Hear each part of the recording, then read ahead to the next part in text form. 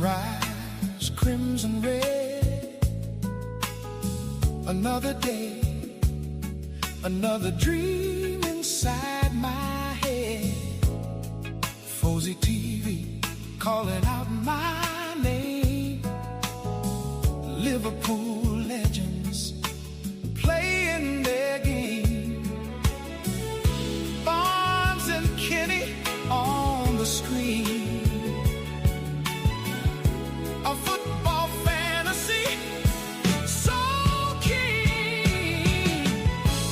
Fozi TV, yeah, that's for me. Goals and glory, Liverpool story. Fozi TV, yeah, that's for me. Yeah, that's for me. Goals and glory, Liverpool story. The cop is roaring loud. Lost in the digital crowd. Every pass, every strike, doing it the Liverpool way all night. From the pitch to the pixels, a magical flow. This is where the true fans go. Like and subscribe. Come on, let's ride. Fozi TV, yeah, that's for me. Goals and glory, Liverpool story. Fozi TV, yeah, that's for me. Yeah, that's for me. Goals and glory, Liverpool story.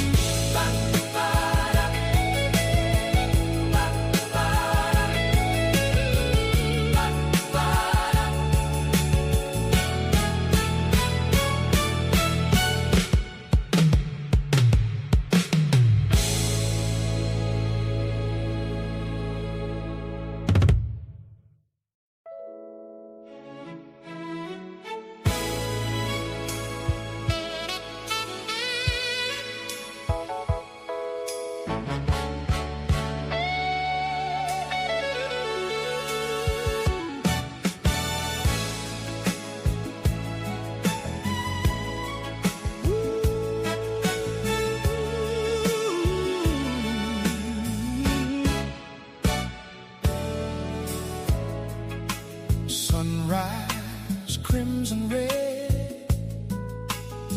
Another day, another dream inside my head. Fozi TV calling out my name. Liverpool legends playing their game. Barnes and Kenny on the screen.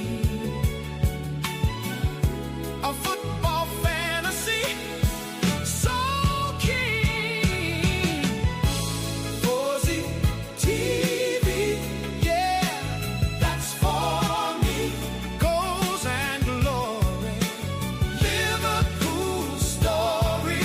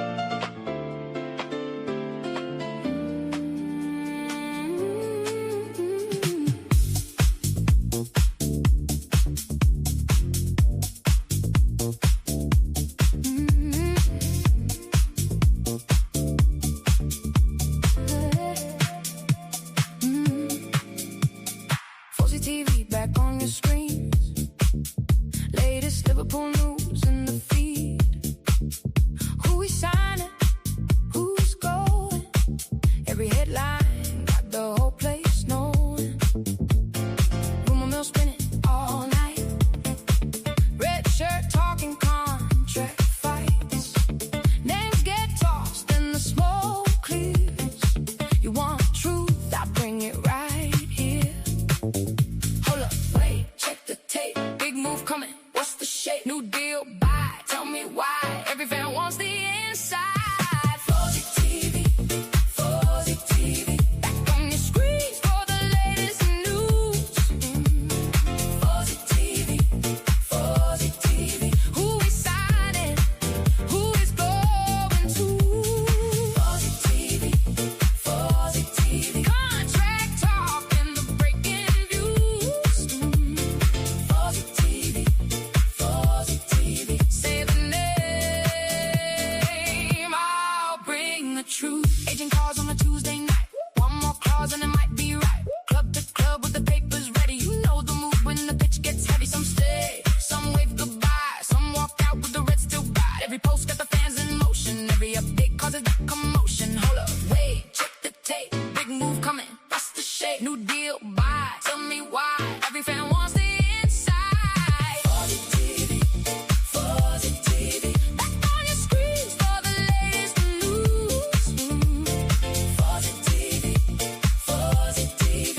Who we signing? Who is going to? Fozi TV, Fozi TV. Contract talk and the breaking news. Fozi TV, Fozi TV. Say the name, I'll bring the truth.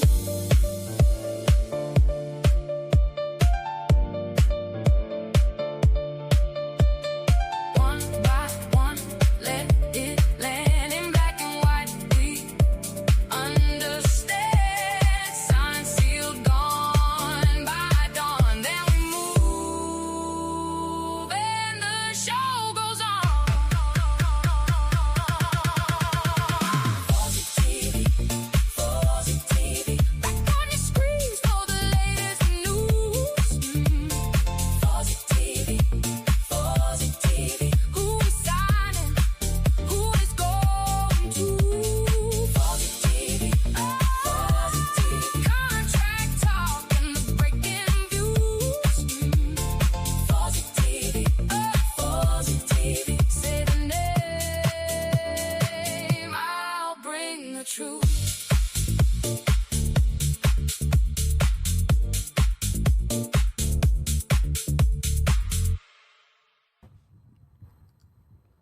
Woo! Guys, it is hot here. Let me just put the fan down, man, because it's killing me at the moment. It's taking over my microphone. Yes, welcome to Fozi TV, everybody. I am here. Yeah, I've set up the stream earlier, but I decided to come on right now. But please do me a favor before we start. Hit that subscription button, notification button, like button, all that good stuff. We're back again, but this time, it's not just Liverpool related. It's about the World Cup, about the transfers. Arsenal, they're dipping in the market. Man United have just, agreed the deal for the youngster at the Brazilian youngster at Chelsea, Andre Santos. I think that's his name. And Andre is his first name. I think that's what it says. So, and a lot of people are complaining about Andre Santos, which is weird in my opinion, because from what I've seen of him, he looks like a good player, man. It's something they need. They need that. What do you call that midfield? How do you say? Like a midfield that the opposition fears. You know what I mean? A midfield that's willing to win the ball back. A midfield that could mix it up with the best of them. You know what I mean? So that kid is good. He's really, really good from what I've seen of him last season, and a few clips before I came on, just to remind myself what he was all about. Yeah, he looks all right to me. You know what I mean? I don't see what the issue is. A lot of Man United fans are not happy about it, but it is what it is. Yeah, I'll speak to him. I'll speak about him in a minute, and I'm going to speak about the World Cup as well, guys. I am free tonight. I am free, guys. So that's why I'm here, just doing my own thing. Another stream after the one I did this afternoon as well. So yeah. Lots to speak about, man. We're gonna start with Bruno Guimaraes here, guys. Like, I am pissed off. Honestly, it's like Arsenal know what they want next season. They know what to win next season. So they're not only going for the Premier League, from what I can see, they're gonna go for the Champions League as well. It's crazy. It's absolutely crazy what's going on. And we're allowing this to happen. That's the worst part of it for me as a Liverpool fan. Like we're supposed to be competing with these people. We're supposed to stop them by getting these marquee signings through the door. We're supposed to be challenging for league titles, Champions Leagues, and all that stuff. But we're lowering our. You know what's sad about Liverpool, guys? We're lowering our expectations, and it's okay. How is it okay? I don't understand. How is it okay lowering our standards? It does not make any sense. But let me welcome in the chat before I go on. Yeah, I'm on Twitter and I'm on Twitch and I'm on YouTube, of course. So please, if you're watching on Twitter, it's all about the YouTube channel. I don't really stream these kind of streams on Twitter and Twitch. Coming to you, I am just putting myself out there just to make you guys aware I am here. So next season is all about every other team, not just my team, every other team as well. I will do as much as I can to make the channel bigger as well. So please come to my YouTube channel and subscribe. We're on the road to 5,000, but you never know. We could get more further than that. You never know. You could get further than that as well. Yeah, so I'm going to start with Guimaraes, guys. I'm not happy. I'm not happy with my football club. I am not happy from the competitive side of Arsenal. Because if they sign this player, we're in trouble, guys. Like you see on my thumbnail, there's a suitcase next to me. Pack your bags. What it says over there, if they sign this player, pack your bags and leave. I think they will sign him as well. If you know what I mean. The player is actually expressed his feelings to leave. So there's a Newcastle fan who just did a 8-minute stream on his channel. I'm going to share that with you and make you guys, understand the boy is on his way to Arsenal. And imagine, the midfield of Rice and Guimaraes, like two different midfielders. They're not the same. One is, like a DM that can run forward with the ball, brutal, like Rice. And then the other one is a technical player. And he's nasty at the same time as well. It reminds me of like Steve McMahon and Ronnie Whelan back in the 80s, if you guys remember, the older fans that is. That's what it reminds me of. Two midfielders that's willing to back each other on the pitch. Yes, he's 28, but as you can see in the World Cup, 41-year-old Ronaldo's still doing it. 39-year-old Messi's still doing it. So age in the modern day does not matter as long as you keep yourself, fitness-wise in a top condition. So that's where it is. So I'm worried. I am honestly worried, man. Listen, our football club is moving slow. We're not moving. We're buying players that we don't know about. You know what I mean? That's what we're buying now. We're not buying players that's well known. We're not serious in the transfer market. And then you look at Man United buying this Santos kid, and they're buying the Edison as well. Everybody wanted Edison's not so long ago. Now people want to from Atalanta. Now everybody is speaking like he's not good enough. Like, make up your mind, man. He's a good player. So if they're buying these midfielders, have you guys actually seen the Premier League now? They're going back to the brutal midfielders. They're not going for only technical midfielders. They're going back to those days where players fight each other on the pitch. That's what I've been trying to tell you for a while. All this stuff, tiki-taka football, pretty football here, hair waving, doesn't work anymore. They've gone back to Mourinho era, man. Pep Guardiola has run out of Pep Guardiola. You know what I mean? He's run out of gas. Can't do it no more. Now we're going back to the Mourinho, Ferguson, all these guys' eras, man. Players are becoming like that. Now you got to buy that midfield that can, take charge of games.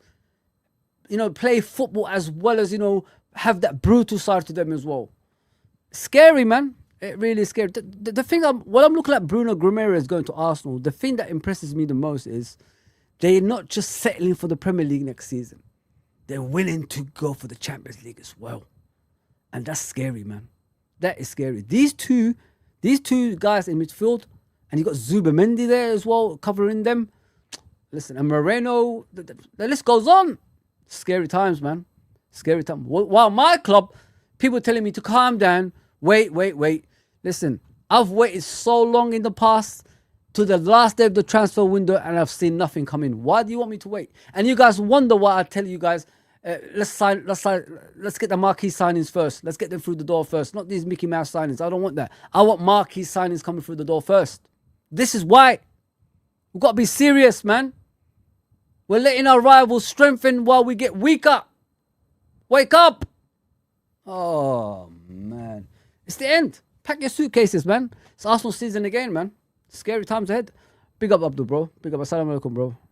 All good, all good, all good. Please like, share, and subscribe, everybody. All good over here, bro. As always. Ravi, I know I'm back, guys. But, you know, if I want to do this YouTube thing, I've got to do it on a regular basis, innit? So it is what it is. Please hit the likes and subscribe, guys. I'm gratefully appreciative if you do that for me. Hello, my bro and chat. Mr. Clive. Mr. Clive. Yeah, big up Trudon. Big up Captain Sal. Big up Beans and Toast. Big up my brothers, man. Yeah, guys, I'm scared. I am scared, man. I am scared. Like the suitcase in the actual thumbnail, that's how I feel. I've packed up, man. I'm going. I'm like that Tottenham chicken, you know, at the top of their stadium when it packs its bags and leaves. That's how I feel right now because my club ain't reacting to anything. You know, the greatest probably player in the Premier League era next to Gerrard and Henry, Salah has left and we replaced him with what? Dust. You know what I mean?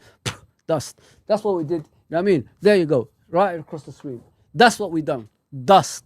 We're not even making any marquee signings as well. Where is the money? And I'm looking at Redmond TV putting 300 something million to spend this summer. What are you talking about, bro? Do you know what football club you're at? Do you know who you're actually working for, guys? Like in Redmond TV. Do you know who pays you? Who gives you those free kits? Do you know them really? Don't give me this hope we're gonna spend over 300 million this summer. Get out of here, man. Go away, man. Well, look at the difference between us and Arsenal as well, guys. Yeah, look at it. It's so funny, isn't it? They're strengthening from a position of power, not weakening. You don't see Arsenal players getting sold or anything like that. They're adding to what they already have. Yes, a few players are going to leave here and there because they've got 3 players for every position, understandably. But they're still adding quality on top of that. Us, 13 players gone, 7 players come in, and that was it. And we was expecting miracles on the pitch in that season. That's crazy. That's how you do things. That's how you win trophies. You add on to the quality that you already have. Scary times, man. I am scared. Honestly, I am scared. We need to wake up, people. We need to wake up here, man. Let me get to the chat, see what you guys are saying. Scary times, man. Oh, man. I can't believe it, honestly. I can't believe what I'm seeing. Bruno Guimaraes going to Arsenal? And he's putting a transfer request? I want to join Arsenal? This guy that was doing this, remember this, guys? To the Newcastle badge, doing this every single time. It's all bullshit. Players don't, I keep telling you guys, players, don't be loyal to players because players are not loyal to you. Players don't give a fuck about you. It's always been like that nowadays. This is not the 90s. This is not the 80s. This is not the 70s. It ended on the 90s, bro. When the Bosman ruling came in, nobody cared anymore. Players don't do this for real. That doesn't exist. It's gone. Bruno Guimaraes was doing this all last season, taking the piss out of Isak and all that stuff. Now look at him. There you go, man. I'm 28. I need to leave. I need to win trophies. That's how it is, guys. But yeah, let me give you the Newcastle guy. Since we're here already. See what he's saying. Check this out. But actually, let me read out the David Ornstein what he said. He says, Bruno Guimaraes informs Newcastle of wish to leave and join Arsenal. See, he wants to join Arsenal. Stepping up pursuit, ready to offer a deal worth up to 60 million at present, but no club-to-club contact yet. Plus, Newcastle stands still not entertaining bid for the 28-year-old, of course, from Mr. David Ornstein there. But we heard this before, innit? From Liverpool, Isak, Newcastle.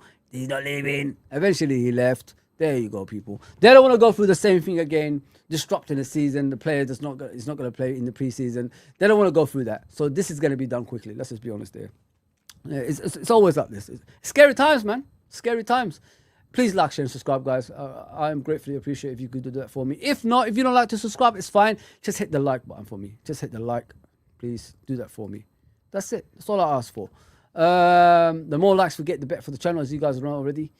Yeah, I'm going to obviously I have to get out of the other places. All right, guys. I'm going to be only on YouTube now, guys. Just to let you know. I'm only going on YouTube. Get out of Twitch. And get out of, what do you call it? Twitter. There you go, people. I'm only on YouTube now.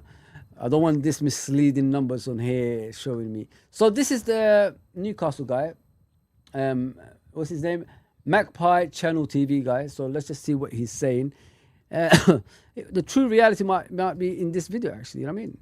Listen, Newcastle have conceded of players. You know, if Tonali is leaving, there's no chance of them keeping players anymore. Players have to leave in it because the club does not share the same ambition as the players anymore. In the beginning, it was great. Saudi owners. Don't know why my people are actually owning Newcastle. It's kind of weird, you know what I mean? But yeah, Saudi owners, money coming in, and the rest is history. You know what I mean? So it didn't happen. PSR kicked in. They couldn't handle it anymore. That's how it is. It is what it is. You got to move on from things like this. So yeah, this is the guy. Let's see what he's saying. Let me go through the chat as well. Teams making moves, Liverpool doing nothing. That's kind of weird, isn't it, Trudon? Like how a club that was challenging for the title last season and the seasons before not react. Considering the season that we had, you know what I mean? The terrible season that we had. You expect us to actually move and change things up, you know what I mean? Quickly. But no. We've got to wait for Iraola to put his feet under the table like he's signing the players. He's a head coach. He doesn't sign players. You know, he gets suggestions. That's about it. What's going on here, man? It's crazy. Absolutely crazy. Yeah, but listen to this guy. Obviously, everybody knows who he is. I don't know his name, but yeah, Magpie channel, I think it's called. So yeah, so let's see what he's saying, and then we could take it from there. Dear, oh dear. Oh dear, oh dear. Let's get out the sun. There's not to be really sunny about. Breaking news from The Athletic. I mean, you're in town. I'm about to do a podcast with Steve Watson, John Gibson, John Anderson. And it's put me in a really great mood for that. If I wasn't in a bad mood already today. Bruno Guimaraes is asked to leave. He's wanting away. This is according to The Athletic. And David Ornstein, Bruno Guimaraes has told Newcastle he would like to leave for Arsenal. This is off the back of Bruno's talks with Arsenal, well, more so his representatives, his agents. Massive wasp land on me. Honestly, the day I've had enough.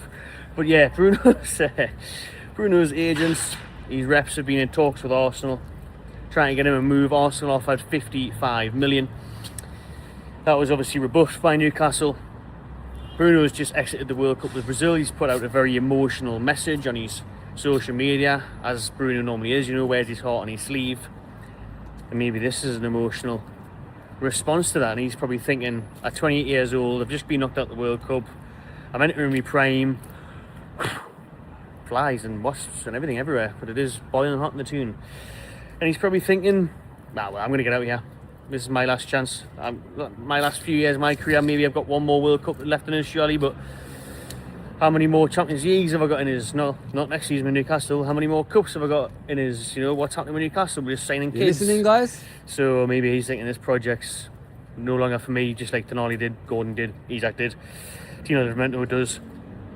And so Bruno is told Newcastle he wants to leave for Arsenal. He's made his wish clear, but Newcastle's stance remains the same. They are insisting that their captain is not for sale.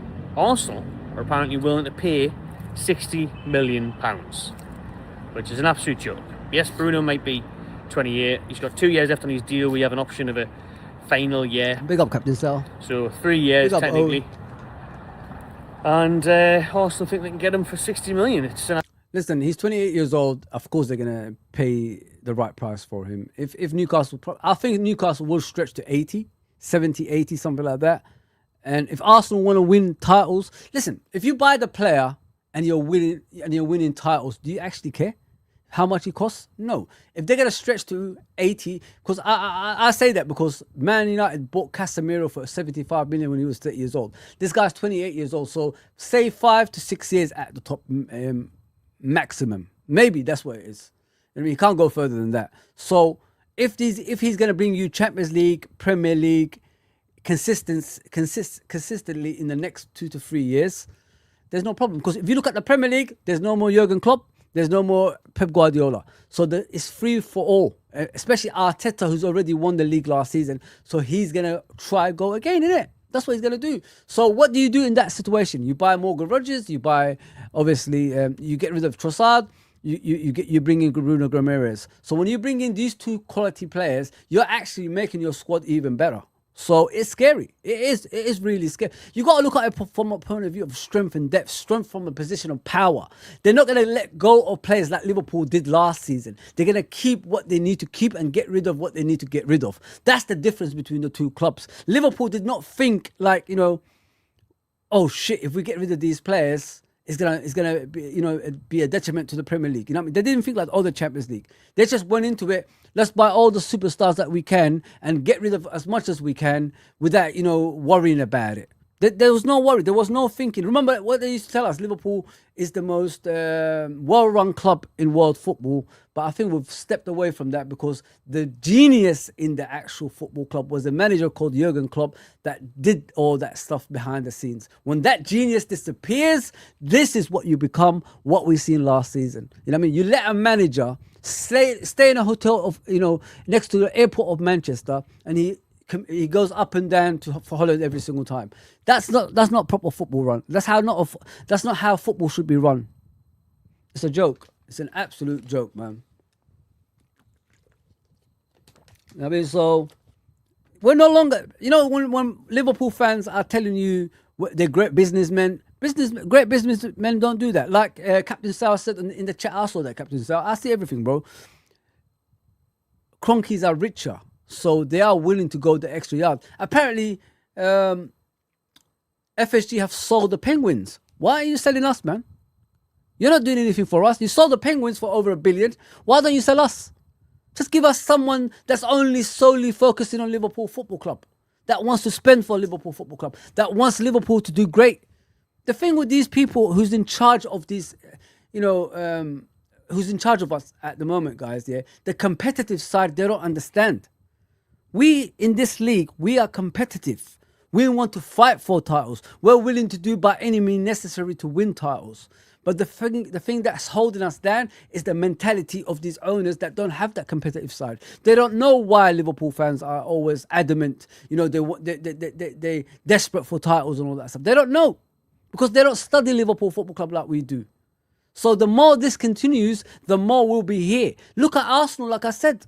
Even though they got the same type of owners, but Captain Sal said it in the chat, they're richer, but they're still willing to spend. I think the Cronkies own a lot of franchises everywhere. They own a lot of clubs in America, but they're still spending on it. There's no excuses from them. Man, they're adding quality to quality. That's scary. While we're in decline, we're looking at Minte and Bowen. That's what we're looking at while they're looking at Rodgers, Guimaraes and all that stuff. Where did we go wrong in the last 10 years? I thought you build up, respect in the 10 years when you compete against the likes of Real Madrid, Barcelona's and all that stuff, Messi's, Ronaldo's, all the greatest players at the time. I thought like you get that respect around the world, but it doesn't look like it. It doesn't look like it. We're still like holding on. We're still conceding. Our fan base in the streams nowadays, it's okay. Just, get me a trophy and top 4. What kind of shit is that? What kind of a football club have we become? Come on, man. Buy the right players, you will compete. You buy the wrong players, you won't compete. It's a simple fact. It's crazy, man. Absolutely crazy. Look at the way this guy's talking. He was talking the same way that he was when Isak was going to Liverpool. He's talking the same way, man. I've heard this before. Bruno to Arsenal, Santos to... that's crazy. This Santos kid is not bad, bro. People are just overreacting towards it. He's a midfield dominance. He wins the ball back. He passes the right passes. He goes forward. He runs up and down. Energy, full of energy. Brazilian, finesse. That's what he's got. I like him. You know what I mean? It's just unfortunate Man United have got him. Yeah, them and these top teams like Arsenal, Man United, Man City, Chelsea. They're all in cahoots against Liverpool. Everybody knows that, man. Come on, let's be realistic here, guys. Let's be serious here, man. It's madness. Yeah, guys, please hit the like, subscribe, all that good stuff. Liverpool doing nothing because it's not in the club's interest to show what we are made of. If the club want to make a statement on players, it has to suit their agenda. Mate, we need to be serious, bro. We need to be quick with things. As I said, I don't trust my football club to go into a transfer window midway through. Because I've seen my football club go midway through transfer windows and we sign nothing at the end of it. I mean, we got Arthur, we got Chiesa, we got, Kabak, Davis. I don't want to go through things like this, bro. We've got to be serious. Real football clubs that are serious about championships, they act quick. We made a mistake last season. Let's go and make the signings that will make us better. That's what you do. But not us. Same old shit, different time, man. Crazy. Absolutely crazy. Fozi, keep these songs, bro. The other ones stink. Okay. Absolute disgrace. I mean, I think Don't we say should just that. hire in a 60 million bid for Saka. See how they like it. See that makes sense. Bruno's worth more than 60. But I'm worried. I was worried a couple of weeks ago when I was going to the Kevin Keegan event. In the news broke that Bruno was in talks with Arsenal, his representatives, his agents, while he was on international duty. And you know when they're doing that, he's obviously interested, because obviously his agents aren't going to talk to clubs without the player's consent. It's not like Bruno's like, oh, what, you talking Arsenal? Nah, no way, don't bother doing that. Premier League champions, double triple wages? Nah, don't bother doing that, man. I'm going to stick playing Freddie Howe in 12th. Let's be realistic, man. Let's be realistic. It's a killer blow, that one. It's absolutely devastating, really, isn't it? It really is. Ooh, wow, that's bright. It's shocking stuff this afternoon, really. It's really disappointing, man, because this would be the dagger. I can take Tonali leaving, I can take Gordon leaving, hell, even after the whole saga of Isaac, I can take it. But our captain Bruno, the one who loves the club, loves the city, bleeds black and white now, adopted Jody, kids were born here, all the rest of it. And when he wants out and he wants to leave, that tells you where our project is for me, and that shows how effed we are, to be honest. I don't know. The rebuild was already absolutely massive, and now with those leaving, the whole midfield's gone. Bruno, Tonali, the forward line we know is a mess from last summer. They wasted money on Voltemada and Worcester. Langas and that. Age in defence. Trippier leaving, big characters. Big characters. Imagine that. Imagine this time a year ago after winning the cup. Remember this time last year, Isaac was still playing for us. So imagine saying in a year's time you'd lose Isaac, Gordon, Tonali, Bruno, who have I just missed out? Who's just bloody left? Trippier. Big names in the dressing room, big personalities, talented players. But aye, people, that's the breaking news this afternoon, and it's devastating. I mean, Arsenal are going to have to up the bid. There's no way we let them go for 16. I think that's what we're doing. Remember last year, and you'll have people come out, you'll have journalists now come out saying Bruno's not for sale, it's just his agents talking. It's just, come on, man. Yep. Let's just wake the fuck up and stop being so deluded and pretending all the time.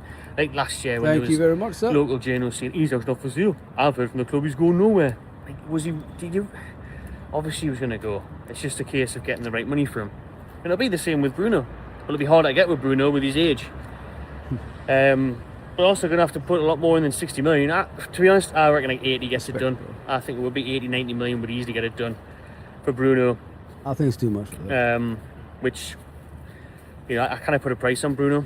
I know with his age now and a couple of years left, but just everything he brings to this team, he's the heartbeat of the team, and he's the only one left now, because that leadership group, the characters, your Trippiers and stuff, they're all gone. The super star players, he's actually Tonali's, they're gone. What are we left with if Bruno goes? I agree. A young Dutch kid, and you know what? I feel like this Newcastle fan, the way he feels, man. If you know what I mean, it's kind of weird, isn't it? Like how they have to concede losing these players. But I don't think he's gonna be 90 million is too much for Bruno Ramirez. I think 60 million is about right, if you know what I mean. But I think they're going to stretch to 70 and get him through the door. That's what I think. I think 90 million is a bit of a stretch. Especially when the player is actually pushing the move, it will be around the 70 million, I think. Because if the player didn't push the move, then there's a different story and Newcastle are willing to sell. But yeah. It's scary, man. Rice and Ramirez, Eze, Timber, Saliba, Raya, Gabriel, Calafiori. And then you got on the left probably Rodgers, Saka on the right, Eze in the middle, and then you got Gyökeres or whoever is going to be up front. It's crazy, man. It's crazy. Honestly, like, you forget about Guimaraes, his defensive, work ethic as well. Like, the guy actually is a bull. He actually works hard in that midfield. He fights in that midfield. That's what I've been asking for a while at Liverpool Football Club. Because if you look at our midfield, there's no combative like midfielders. Our midfielders are weak in regards to, aggression. We ain't got no aggression. There's people vouching for like, get a midfielder in that passes side to side, a pussy midfielder. I don't want a pussy midfielder, man. I want a guy who will put the opposition into like they'll be scared to go towards him. They'll be scared to go through our midfield. That's what I want to see at my football club. Not these guys that pass out. I've had enough. My neck already hurts from last season. That's all we did last season. We didn't even create chances. We were just doing this the whole time. Side to side, side to... I don't want to do that anymore. I want to take our football seriously. When they look at that midfielder, oh, fuck, is this who I'm facing today? That's what I want to hear. I don't want to hear, yes, it's Gravenberch. I'll get through him. I'll beat him in the air. I'll give him a little elbow. He'll be timid. I don't want to see shit like that, man. Gravenberch don't win battles. He's just a dribbler with a ball carrier. That's what he is. He's a number 8. He's not a DM. Don't be brainwashed by these people, man. You need strength and depth in that midfield. You need aggression. People that don't take any nonsense to help the defense out. We can see a lot of goals nowadays. Why? Because the midfield does not help the defense. But if the midfield helps the defense, it's a different story. Gotta be serious, guys. Honestly, like we have to be serious. All these brainwashers who never played soccer and all that stuff, trying to give you this information, pass side to side midfielders, and only that. They're off their heads. They've been watching MLS. This is not the MLS. This is the Premier League. We don't give a shit. This is stadiums where the fans are on top of you. Everybody's on top of you. There's no space. You have to give the elbow. You have to step on people's toes. You have to give that knee on the thigh to get the dead leg going. That's what we do over here. Not side to side, side to side, side to side, doing some music movements. No. No, man. No skibbity. I'm the scat, man. Skibbity. No. We're not doing that shit, man. Just get some competitive midfielders that can give it their all, man. I feel for this Newcastle guy. Nice. Quality midfielder. Yeah, there's Mary, but Eddie Howe playing at fucking right back.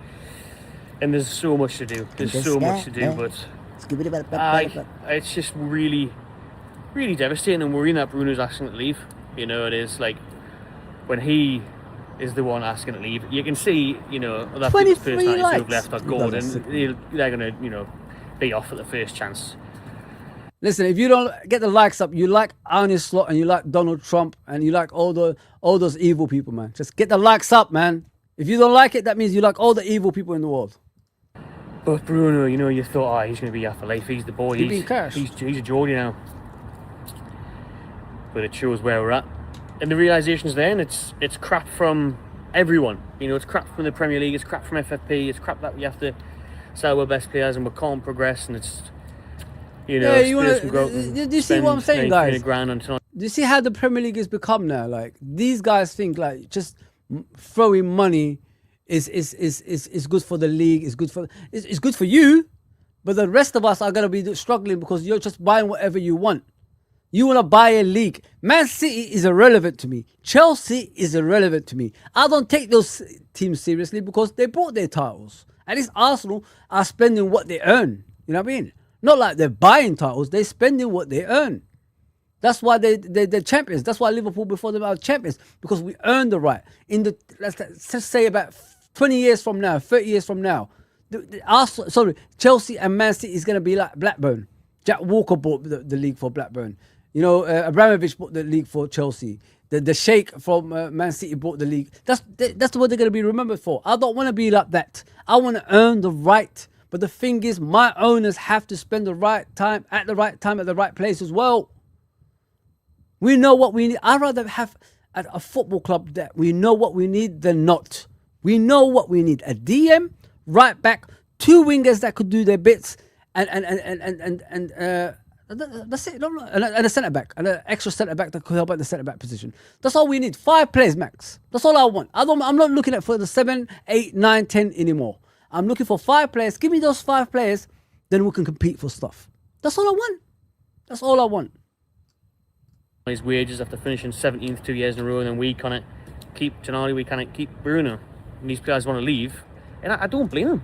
I do not blame Bruno leaving one bit, because he's better than us. He's outgrown us. His ambition, the way they concede now? His expectations, He's like, there was a conceded like this. Complete overall player is bigger and better than us now, because, well, you know, the players that he's losing around him and the players that we're bringing in to replace them aren't good enough, aren't big enough. These players we're bringing in aren't going to get with top 4 again. You know, these players aren't going to. Can they get us and win us a cup? It's 1 game a week. I don't know, but it shows, man. When I said it last season, and people, you're an Eddie Howe out, you're a hater. I'm telling you, he lost the dressing room. He lost the belief of the players. That's why the rebuild's happening. That's why he's having to flush all the players out. And he may not want to flush Bruno, but Bruno's not wanting to stay. Bruno doesn't want to linger around here when his buddies are going to Tottenham and getting more money than him, and Gordon's went to Barcelona. You think he's going to stay here under Eddie Howe for mid-table? Or 1 good year, and then say we do get Europe next year, then we're in the same fucking boat again, like we are every single time Eddie Howe plays his 2nd season. Can't do Europe, can't do 2 games a week. Bruno's not going to sit around being, 30, 31 and be like, ah, shit, I knew I should have moved a couple of years ago. He could go to Arsenal, probably win the league. Do you see the way they change now? Now they're looking for the players' ambition. But when it was Isak, it was a different story. Fuck that cunt. Fuck that this. Fuck that. Now, because it's Bruno, he got them a trophy, which Isak did as well, by the way. It's a different story. Now they're thinking about the players' ambition. What kind of bullshit is this, man? What is going on? We're signing fuck all because there's no movement, bro. People are making up Camavinga, whatever his name is, at Real Madrid. I saw from my brothers in Born and Red. They're saying like Liverpool are looking at him. Do you think they? Oh, come on, man. The guy's injury prone. Come on, good player, but he's not going to be fit throughout the season.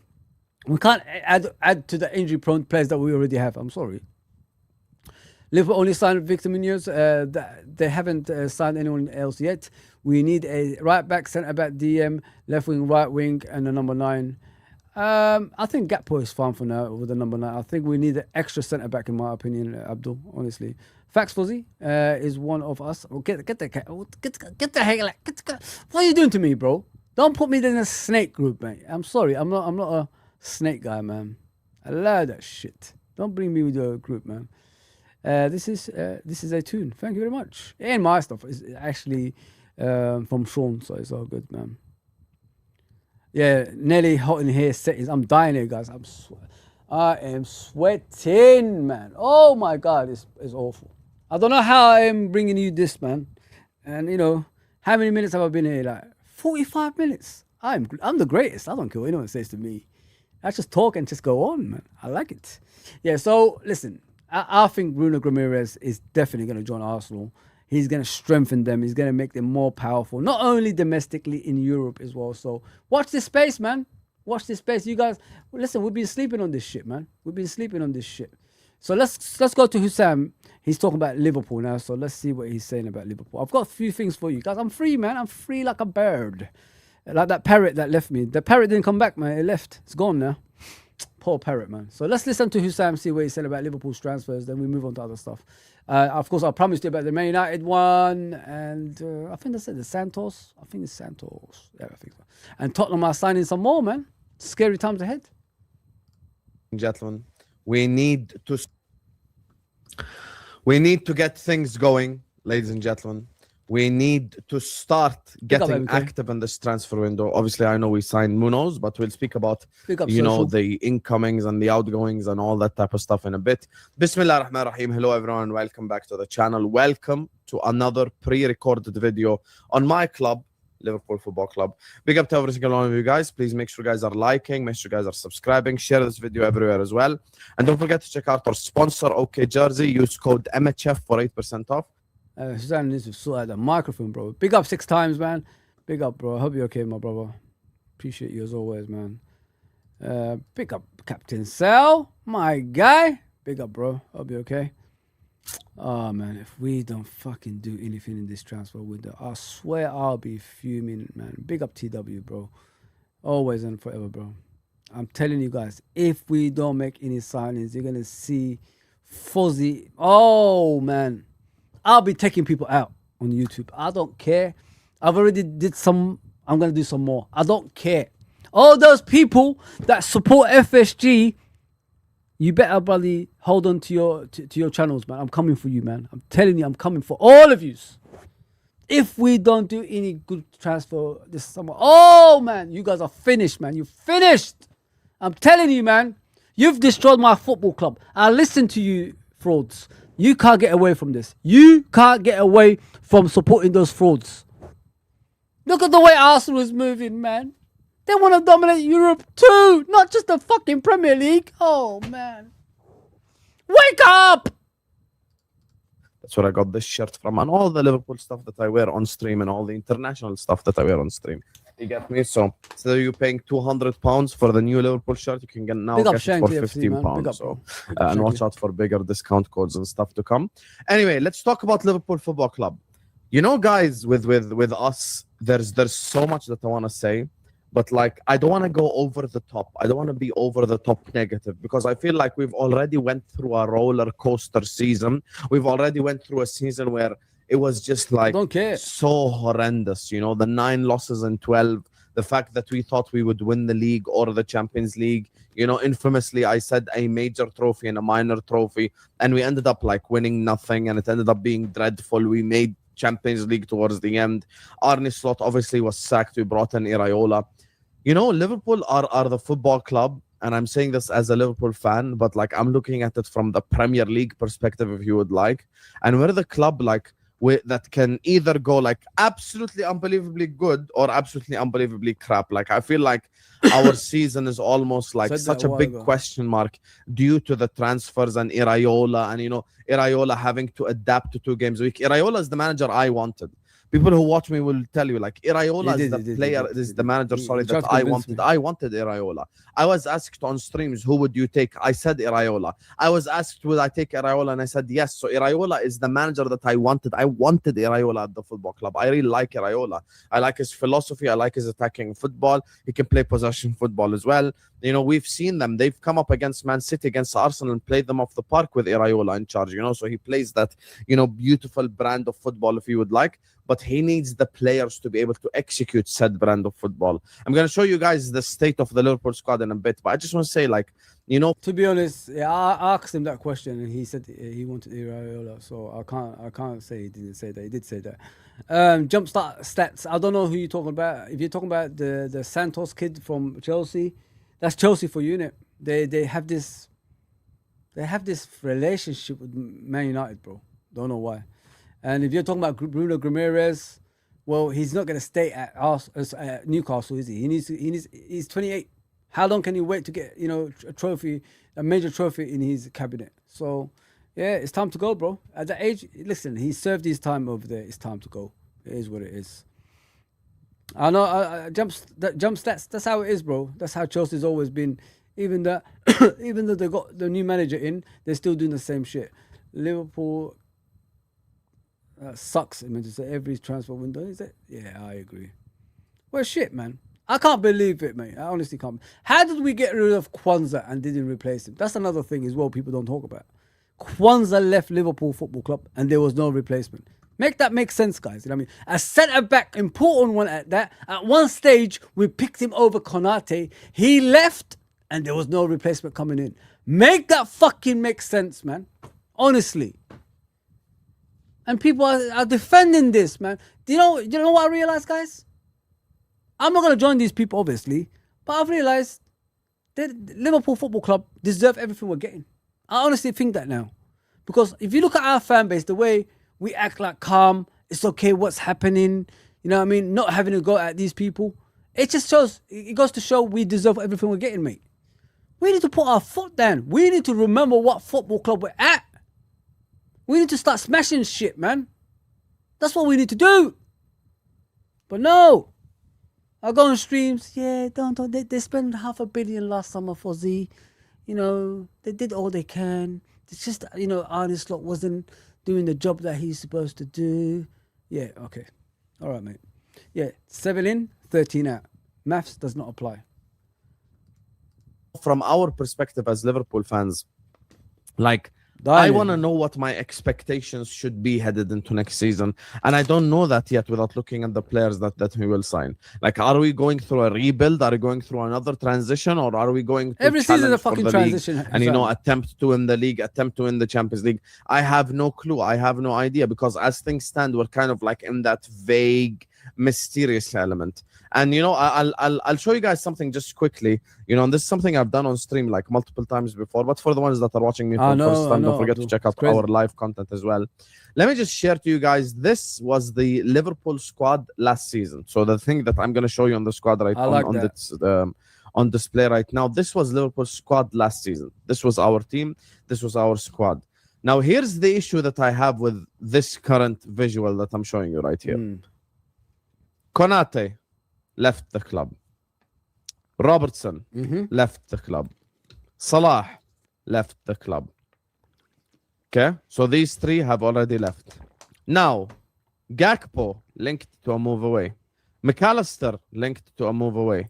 Curtis Jones linked to a move away. Endo will almost certainly leave the football club. He's gone. Bradley sidelined with a big injury. Ekitike sidelined with a big injury. Federico Chiesa most likely will leave Liverpool Football Club. Jacquet, we've signed, to be fair, so this becomes the team. We have absolutely gaping holes in this team, gaping holes in the squad. Now, assuming, and this is exactly why, you know, for the ones that watched my recent live streams, this is exactly why I want Gakpo and McAllister and Jones to stay, because I just think we have so much to fix. I think we need a starting left winger, which we will speak about Barcola and etc. in a bit. I think we need a starting right winger, possibly, which we will speak about, you know, that position as well in a bit. I think we need a backup midfielder. I think we need a right back. I think we could probably say you need a centre back as well, because Virgil van Dijk is 35 and he can't play every single minute of every single game. So this is the state of the Liverpool squad. Is it as bad as people make out? No, it's not as bad as people make out. It's not like a dreadful squad. It's not like a squad that's just like horrible. It's a good team. It's a good squad. Yep. It's a good starting 11. However, we need depth and we need starters as well. This is the key thing for me, because yes, this team up to here is okay. Like you see, up to Wirtz, Alisson, Jacquet, Van Dijk, Kerkez, Frimpong, Szoboszlai, Gravenberch. Fair enough with Isak. The problem is Isak is injury prone. So can we rely on his fitness? Only time will tell. We need a right winger. We need a left winger. And this brings... You know, looking at it, guys, Isak, 125 we bought him for. We already knew he was injury prone. What made us do this? You could have bought him. You could have bought Alvarez for the same amount of money if you actually pushed towards Atletico Madrid. Oh my God. And Alvarez's injury record is practically zero. I think he only got injured last season in the first time of his career. I don't understand. I really don't understand this. Honestly, like the way we moved, man. How do you pay that much money for an injury-prone player? It's crazy. Look at the way we just dismiss it. The way Hussam just dismissed it. He's injury-prone. Bro, we bought him for fucking 125 million. 125 million we bought him for. And we're just saying, dismiss it. He's just injury-prone. Oh, man. Honestly, like, what is this? Oh, man. You expect a player you bought that amount of money for to be available. Not just dismiss it, he's injury prone. No. I'd rather not have him then. Just keep the money and get someone else with it. Probably buy 2 strikers or something, man. It's poor, man. It's really, really poor that the dismissive of Isak, oh, he's injury prone. He's right though, he is. But we bought him in for that much money. Oh, man. I am fuming, honestly, guys. Honestly, I'm fuming, man. And look at the squad. It's a dead squad. Look at that. Federico Chiesa's going. Salah's gone. Robertson's gone. Konate is gone. Endo is irrelevant in a way. There's no point talking about Endo because he's hardly playing in a way. So that's 4 people gone. And potentially, you know, there's going to be more going as well. But what are we getting in? We've already lost a lot of players last summer. Shouldn't we be adding to the squad that we already have? The quality getting better rather than getting rid of players. So next summer, probably if we have to get rid of them, then we get rid of them. Not now. We're on our knees now. That season, we was lucky to finish 5th to get Champions League football. Normal circumstances, you don't get Champions League football finishing 5th.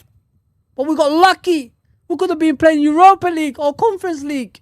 But we didn't. Oh, man, what is going on? Honestly, like, dismissing Isak. Oh, he's injury prone anyway. Why did we buy him for 125? Why? Oh. Brings me to kind of the other topic, which is the other topic that I want to speak about, which is, kind of our transfers. With us, I feel like as a fan base, we're used to that luxury lifestyle based on last season. It's like Wirtz chooses us and Isak chooses us. And, with all the competition, Bayern Munich, Man City, Arsenal, blah, blah, blah, all the people that wanted different players and they end up choosing Liverpool Football Club. I feel like Arsenal are in our position from last summer because they were the stable club. We were the... See, this is the mistake Hussein made. I told him before Arsenal won the league, I'd rather Man City win the league because I know Pep Guardiola is going to leave and they're going to have to restart somewhere. Under Maresca, it's going to be different type of football. Do the players actually respect him like they did with Pep Guardiola? He's got a lot of work ahead of him, innit? It's like a transition season for Man City next season. That's why I'd rather them win the league. He wanted Arsenal to win the league, but look at the way they're speaking about Arsenal now. The guys who wanted Arsenal to win the league right now are saying they're going to win the league again. So where did we get here? Why did we get here? Sorry. What is going on? You promised me Arsenal, they're gonna fumble it next season. Now you're saying they're going to win the league. So make up your mind, bros. I said to you guys, let Man City win the league. This is why I wanted them to win, because Pep Guardiola was leaving regardless, even if he won the Premier League. Come on, man. Now you're saying Arsenal's going to be dominant. So where is that thing you told me about, I'd rather them win the league because they're going to fumble it? Come on. I got to be serious here, man. The stable club. Now they are the stable club. And... we have ourselves in a position where we have to sign a certain level of player or we are in trouble. Now, you speak to people and they're like, I wouldn't take Bradley Barcola. I wouldn't take Yan Diomande. These are big risks. It's a huge risk to spend all that money on Diomande. It's a huge risk to spend all that money on Barcola. Maybe Spurs just bought Mateus Fernandes for 85 million. 85 million they spent on that guy. With all due respect, if we watch Liga, we can sign 10 Mateus Fernandes, no problem, for 10 million. Manchester City just signed Elliot Anderson for 116 million. This is the market. What are we supposed to do? Crazy market. And when you ask people like, okay, so you don't want Barcola, who would you prefer? Who would you like? They always give you some rubbish answer like, oh, just bring through Rio. Okay, but Rio is not going to play left wing the whole season. Like, we need a starter level, We need someone who's experienced. We need someone who's qualified to go 38 Premier League games. Rio Gomoa is a fantastic talent. He's a fantastic player. I like Rio Gomoa. I'm pro Rio Gomoa. But I think Rio Gomoa can't be overused like a bar of soap, and just play. I 100% agree with him. Like, the way people talk about Rio Gomoa, like starting every game next season, is really stupid. Because not only that, you're actually overplaying the kid. Take it from a guy who worked with the youth system in England. So I'm being serious. Like, we could overwork that kid. We could ruin that kid's future as well. Because with younger players, they're up and down at the age, innit? So we don't want this kid at an early age to become a player we're gonna hate. It can happen if we overplay him. So you gotta nurture these players gradually, because if you play in defense, I think you'll be fine. With Trent, we did that and it worked out. But the attacking and when you're demanding a lot of stuff from a young player like Rio, it's gonna be too much for him. So just let him develop as a player. Get the right wingers in that can support him. And, he could come on in the cups and things like that, or in the Champions League, the games we don't really need to win, and play him from there. That's what you can do. When he reaches 22, 23, then we can, look at him in a permanent, slot in the first team. That's how you do with kids. When you overplay them in a young age, especially the attackers, you ruin them. I promise you guys that we've got to be careful with Rio, honestly. Arsenal, American owners are showing ambition. Yep, over Cronkies over FSG, but at least they're showing. But the thing is, true though. Why are they showing ambition? There wasn't like this before. It's because the fans demanded action. That's the difference. Arsenal fans don't take any shit. They demanded action. We don't demand anything. We're just nice old Liverpool. We just accept mediocrity, and that's, with a badge of honor. And if you say something, you're not a true fan of Liverpool Football Club. You're the enemy of the football club. That's what they label you as. Remember? If you're against Arne Slot, you're the enemy of that football club. You know what I mean? So where are you now, Arne Slot lovers? Where are you? You're not saying shit anymore, are you? There you go, man. We're the enemy of the football club. No, you are the enemy of the football club for allowing that shit to stay that long, you scumbags. I don't care who said it, man. I don't fucking care. It's all about Liverpool for me. That's my football club. Not these little shits that's been fans for 15 years telling us we're the enemy of the football club. We don't support that bald fraud who didn't care about Liverpool Football Club, who didn't embrace the city, who didn't embrace the fans, who didn't care about Liverpool Football Club. You're telling me I'll support someone like that? Are you mad? Have you lost the plot? Can't you see the difference between him and Jurgen? Come on, man. Crazy, man. Muniz is the only signing. Nah, man. Nah. It's going to be... Listen, if he's the only signing, we're fucked. We are fucked. Let me just put it that way. Enemy of the football club, they call me. These little snotty kids. Get out of here, man. Been here for 40 years. How long have you been here? 5 years, and they're telling me what to do. Get out of here, man. Him every single game. For me, Bradley Barcola is someone that I would love to have at Liverpool Football Club. And for me, as soon as Arsenal called Aston Villa and Aston Villa asked for 130 million for Morgan Rogers, we should have made a bid for Barcola straight away. Now, I know people will say Bradley Barcola's at the World Cup and he's focused at the World Cup and all that stuff. But I hear that. I agree. However, now with Yan Diomande choosing PSG and the possibility of Akliouche going to PSG as well, Bradley Barcola almost becomes the sixth choice winger at PSG. Now, obviously, it's not speculative or something crazy. That's one thing I hate, Connor. When people think they could rule the fan base. Fuck you if you think you could do that to us. I've got my own opinion, so has everybody else. Who are you to tell me to... listen, you haven't watched football long enough to even suggest such a thing about enemy of the football club. I don't give a fuck. I don't want to hear that shit. Don't tell me about how to support my club. I was here before you. I don't care if you're born in the city. I was here before you. I invested my life with Liverpool way before you. Don't tell me about enemy of the football club. You only supported them for the last 5 years. Get out of here, man. Dickheads, man. Nah, man. I'm sorry. I know he's a nice guy and all that stuff, but don't say that to the fans. Let them have their own opinions. That's what it's all about. To say that Bradley Barcola does not want to be the sixth choice winger at the football club. So he comes and becomes the starter. We're a Champions League club. We're a club that competes for the trophies. Hopefully, I hope at least that we can compete for the trophies. And, we just have to get these, we have to get these transfers going now. Chouameni once, might leave Real Madrid. Why don't we go make an offer? Exactly. Instead of just waiting for Man United to sign him. Chouameni is exactly what the doctor ordered for us. He would come and slot like this into the midfield. At Liverpool. We need the right back. Jed Spence, Pedro Porro, whoever you want from... Yeah, they spent 1 billion, Rohan, but at least they earned the right to spend that money. Not like these people that throw money like there's no tomorrow. Come on, bro. Get out of here, man, with that. Spurs, we could get them with these. They're buying players, meaning that they have the capacity to sell now. They probably might need to sell, a Porro or a Spence. We need a backup centre back. We need another centre back because Joe Gomez is injury prone. Because Virgil van Dijk is 35 and you can't rely on him to play every single game. I can't believe in this day and age we're still relying on Virgil van Dijk. That's how bad we are, guys. 35-year-old Virgil van Dijk is still the mainstay in our football club. What is going on, man? What is going on? Honestly, man. It's a joke. It's an absolute joke. That. Sit back and relax, FC Fozi. That's what we are. That's what I've been told, Connor. People tell me that every single time. Sit back and relax, Fozi. We will get our turn. It's like, have you seen that guy, that skeleton that's looking at the window for the next signings? That's what we'll become now. We're always waiting. People telling me, even that the mistakes happened before, they're still telling you to sit back and relax. Come on, man. Really? Our fans only care about the ticket prices, not the success. I don't care about ticket prices anymore, Captain Sal, man. I've been only a couple of games last season. I'm done with that shit anymore, man. Big up, mister. I'm done going to games, bro. It's boring, bro. It's freaking... And not only that, man, I slept through the Leeds game, bro.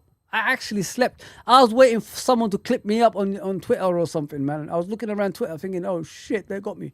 That's how bad we've been, man. They need a lot of work. Let me just put it that way. That's why I want new players, marquee signings coming to our football club. Personally, I want FSG to treble the ticket prices to hit their fan boys in the pocket. Then they will protest. That true. I agree with that. I agree with that, Captain Sal.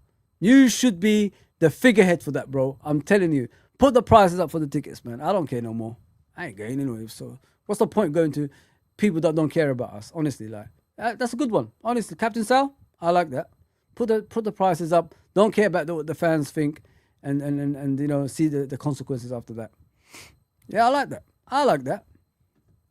Come on, Captain Sal. That's why you're a legend, bro. Rice Bruno with Zubamendi as a backup. as it says in my thumbnail, pack your bags and leave, bro. You know, as Bruce Lee used to say, pack your bags and leave. We're done, man. If they get these 3 players, we're done, bro. I mean, we are done. We're done. That midfield, lethal, bro. Not only like dominance, aggressiveness, creativity. Oh, I warned you, man, that Muniz would be the only signing. Listen, they did it before. They can do it again, bro. I won't be surprised. Nothing surprises me anymore. That's why when I go to other YouTube channels, I tell them, nothing surprises me anymore. They want me to be emotional for Z. I said, why? I've seen this before. Yeah, they're going back to back, bro. They're going to back to back. My brother here told me I'd rather Arsenal win the league. Now look what he's done to me, man. And I warned him about it. I warned him. They're gonna strengthen if they win the league. It's lights out, all out. You know what I mean? No like it, no like it. Alexa, stop. I never said your name. Alexa, stop. Alexa, stop. I'm not ordering anything. Alexa, stop. What the hell's wrong with Alexa, man? Telling me what you want to order. I don't want to order anything. Relax. Yeah, man. It's crazy, man. Lights out, all out, man. I'm telling you guys. This is why they want Arsenal to win the fucking league, man. If they lost the league, Arteta gone, Pep Guardiola gone, we've got a chance of retaining the title some way, somehow. But we didn't do that. We didn't stop them, man. Fuck's sakes. Oh. Come on, Hussam. Give me some good I'm news. okay with Tsimikas and Karkas at left back. Like, I'm not going to ask too much of the club. But I think we need a backup centre back. I think we need a midfielder. I think we need 2 wingers possibly, and even a backup striker. You could make the argument. And this is exactly the reason why I would keep Cody Gakpo. Because me personally, I think Cody Gakpo is a player that we could use, obviously, up top. You know, if we're playing Coventry at home and Cody Gakpo is the striker, I'm not going to complain about it. I think he's in the words of Judge Mo, he's a serviceable Premier League player. You know, he's not amazing and he's not crap at the same time. But for me, like me showing the squad now on the whole tactical board thing, me showing you guys the squad, bro, we are in trouble if we don't get the transfers going. Like, we need to, at some point in time, start to get the transfers going. And not every transfer we want is at the World Cup. I'll give you guys an example. Let's say we wait until the World Cup ends and then go sign Achimpong at centre back. The question immediately becomes, what's the point of waiting? Exactly. Achimpong is not at the World Cup. He's not in any World Cup team. That's why your whole logic was signing. He's right. We keep hearing this shit. Oh, wait after the World Cup. But the prices go up. You know, teams will be desperate. Just get it over and fucking done with now. Then you don't have to worry about that. Get the marquee signings through the door, and then we could go for the minnows after, the smaller signings that we need to do all around the pitch. Get the 2 wingers in now. Then we could go and you know, sign the DMs and the centre back and a right back. That's what we could do. Do the marquee signings first before it gets out of hand. Look how long we waited for Diamande. I was on Don Hussam's channel telling them, I think when we signed Muniz, I don't care about Muniz. I really don't. We could sign him anytime. It's okay. I'd rather get the marquee signings through. And everybody started laughing at me. Who's laughing now, scumbags? Who's laughing now? That's what I tell you guys. The more you wait for the marquee signings, the price inflates. And what do FSG normally do? Tail between their legs and they leave. They pack their bags and leave, as they always do. I do not want to go through that. That's what I said to you. Now look at us. We're angry every single time. I miss the Stone Cold Steve Austin days. I miss the jokes that we used to bring in every single time. I miss watching our rivals crying every week on their streams. That's what I want to go back to. Please take me back there, man. I can't watch this. I can't watch Bruno Guimaraes going to Arsenal. I can't. Chimpong, then why did you wait? Why did you wait till after the World Cup?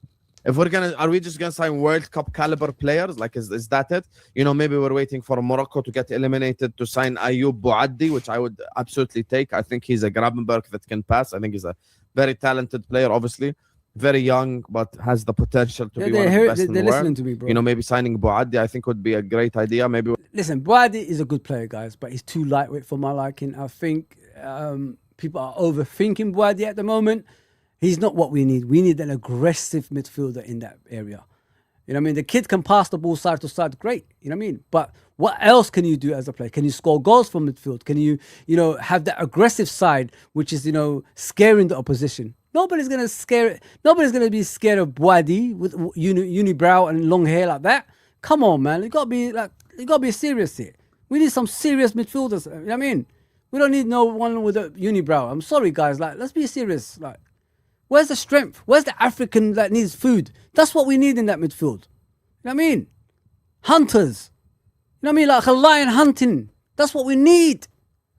Not this Bouaddi kid. Is good. Listen, you could bring him in.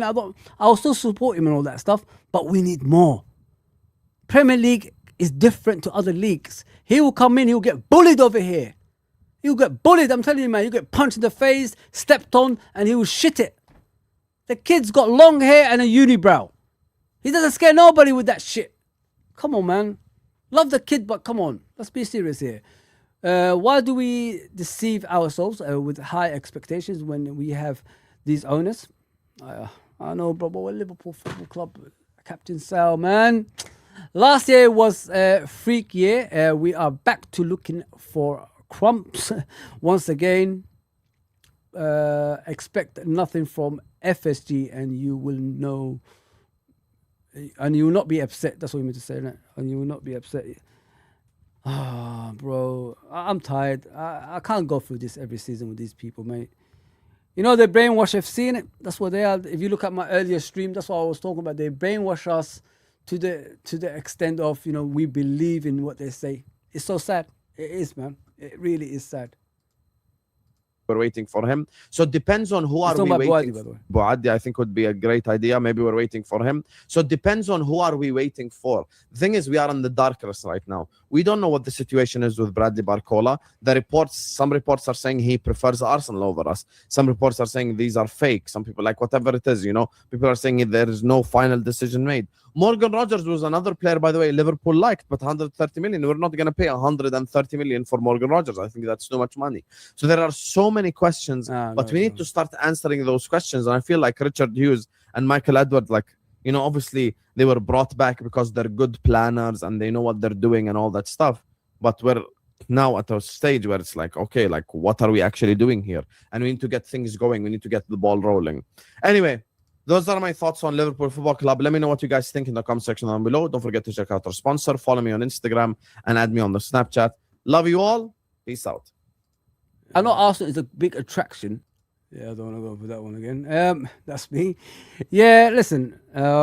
I agree with a lot of stuff what Hussam said. We need to start acting now as a football club in regards to transfers. Because if we don't, we'll be way behind everybody else. We'd be lucky to even finish top 4 next season. That's the scariest part of our reaction towards last season. If you know what I mean. To me, I think Iraola is already here, obviously, at the Exeter ground. He's obviously coaching the youngsters and all that stuff. Transfers has to happen now, guys. We have to be serious. You know what I mean? We need to go and look at... What they need to do is analyze this football team. What do they need? What can get the best out of these players that we're going to keep next season? What holes do we need to plug? What player do we need where? That's what we need to do, guys. And once we get that right, go and get those players. The price tags, everybody's talking about 100 million, 30, 130, whatever it is. It's something we can't control, guys. That's the transfer window we're in, if you know what I mean. So clubs lose players for nothing at the right age as well, in their prime. So if someone costs 130 million, what's the problem? It's crazy, man. It's madness, man. It's madness. That's how it is. I've accepted the transfer window the way it is. We just have to go and get those players to make our club much better than what it is, and give them the right wages. Don't muck them about. Give them the wages they deserve. Stop mucking them about with this meaty wages they always get. But yeah, that's what I got for you guys in the transfers part at Liverpool Football Club. I'll move on to the Santos kid. Man United are buying. Let me just put him on here. I happen to like this kid. You know what I mean? I don't know why people are making a lot of issues about it. I think they sound a good player. I honestly do. I watched him last season. I thought he was all right for Chelsea. You know what I mean? He's a competitive midfielder. He actually runs up and down. He's very aggressive with the way he plays. He wins the ball back for his team, and he lays it off to other players. And if he needs to support the attack, he goes up as well. He's a central midfielder by trade, but I think he could play as a DM as well. So Man United have got themselves a good player. I don't know why, Man United fans are saying, we've gone down the cheap route and all this stuff. I think, they will be impressed with this kid, honestly. His name is Andres Santos. Will be a Manchester. Sorry, Andres Santos. This is what Fabrizio Romano said. Andres Santos will be in Manchester for medical test and contract signing in the next 24 hours. Chelsea have authorized medical test for Santos Thursday in Manchester. So the amount of money they're going to get him for is about 50 million. They have this relationship, these two teams, guys. You know how it is. That's how it is. So, yeah, listen, I rate him. I think he's a good player. I think he will improve as a player as well. I think it's about, hang on, I think it's about 23. Andres Santos, what's his age? 22. So I was one off. He's about 22 years old. Brazilian international already at that age. He's already played for Brazil 6 times, it looks like, as well. He's from Vasco da Gama, as you guys, I think that's where Ryan is from as well, at Bournemouth. Same team. He was at Chelsea, obviously, since 2023. He was loaned out to Vasco da Gama. He was loaned out to, obviously, Nottingham Forest and Strasbourg and all that stuff. So the kid, listen, he's good. He's good. They got themselves a good player. I don't know why they're complaining about it. It's kind of strange in my opinion. But, yeah, that's how it is with this kid. Not much to say, but, yeah, congratulations to Man United for getting him for about 50 million. 22 years old. Still, the sky's the limit for him. And him and Kobe Mano and Edison in that midfield next season will be something along the lines of workman midfield. So sometimes you need that, and then you got the skill of Fernandes right in front of that. So when you got all that in one, you can actually compete for a lot of stuff. So yeah, they're in the Champions League next season. As you guys know, they finished above Liverpool last season. Man United playing 1 game a week, by the way. So if they're strengthening that midfield, not only obviously on the pitch, not only on the pitch, but off the pitch as well, there will be a threat. Let me just put it there. Man United will be a threat, guys, honestly. Yeah, so let's move on to the thing I was talking about, the World Cup rants. So let's start with Judge Mo about Egypt and Argentina. Let's see what he's saying. I haven't seen my brother for a while. By the way, he's moved back to Egypt, by the way. So, yeah, good luck to my brother there, man. Sometimes it's good to be home. And scandal. Let's just say something. Let's stand against corruption and scandal. Egypt were robbed yesterday against Argentina. And I waited to speak about this, to gather the information and to hear what everyone is saying. I'm gutted. Bro, listen to me. I'm gutted. I'm absolutely gutted. And I want to talk about this game. I want to talk about Argentina and how they are favored in this World Cup against Austria, against Egypt. And that is what happened. Listen, I gathered information. Oh, you're crying. You're crying again. No, we aren't. But let's establish something first. We bottled it. Egypt, we bottled it. Oh, we have done stuff that we shouldn't have done. However, we asked for consistency. It's because of a big nation, Argentina. I know. And you want them in the quarterfinals because of the money. Because they bring more money to FIFA. And Infantino, the corrupt president of FIFA, was livid when Egypt scored their goal. Was livid. Is that a president for all countries? Is that a president of FIFA that represents all countries? Or he's a Swiss guy. Why is he rooting for Argentina? Why is he rooting for Argentina? Or is he star boy? Listen, Messi, great player. Listen, Messi is the greatest of all time.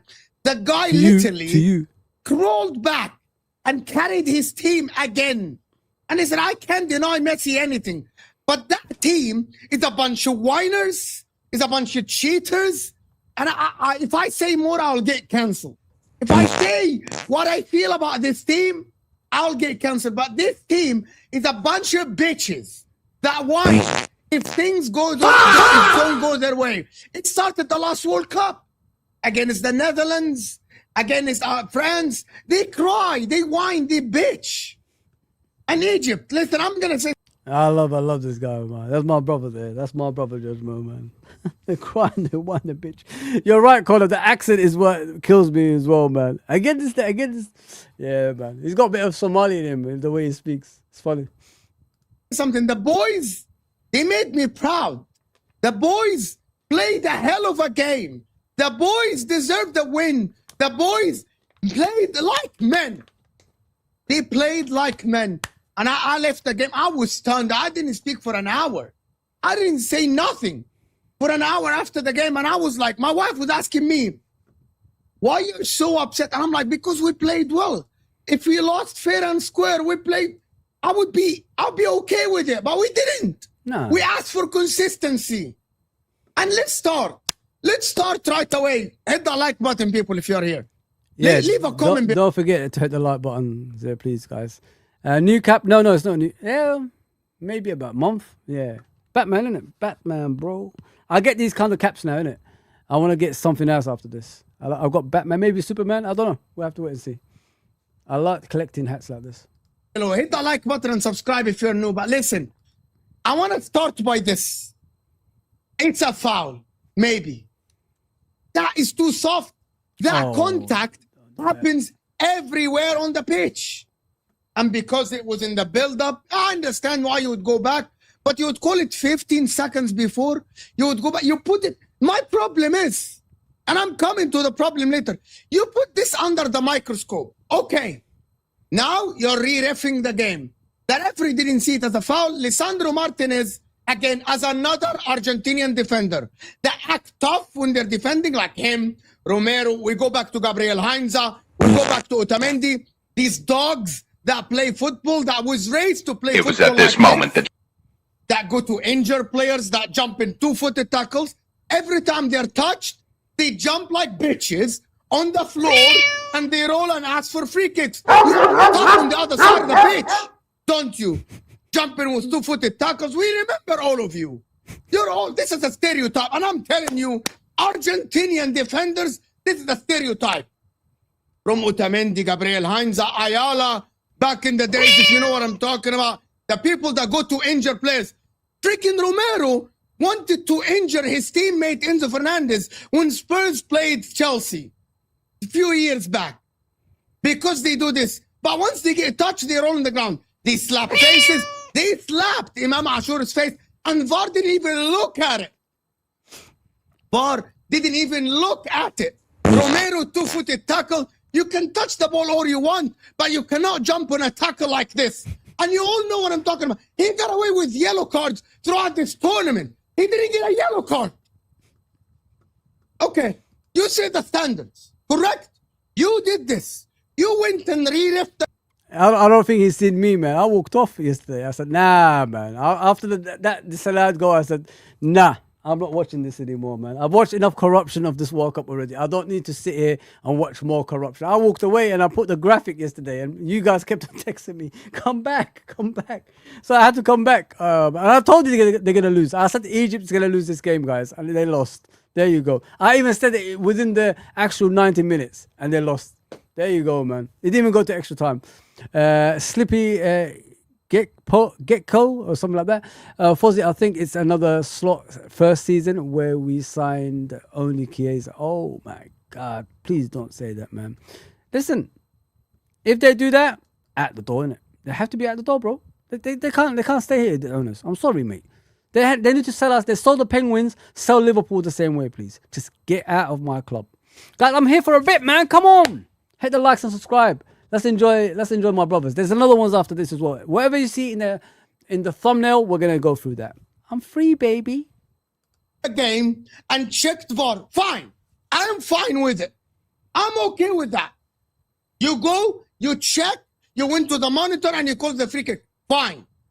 Now Argentina scored the third goal and this doesn't even get checked. I understand that Salah lost the ball. I'm not an idiot. But Salah... Mac, you're a classic. You are class act, bro. Chill, Mo. You got the pyramids. That's true, man. At least they have that in Egypt. Is trying to turn and you can tell. And he get tripped. That's fine. He gets tripped. But they don't even go to check it. They rub it off. They go to the fans. They show the joy. Yes. Your favorite team has scored the third. They're going through so you make money. We understand. But at least have some decency. You absolute corrupt. The corruption.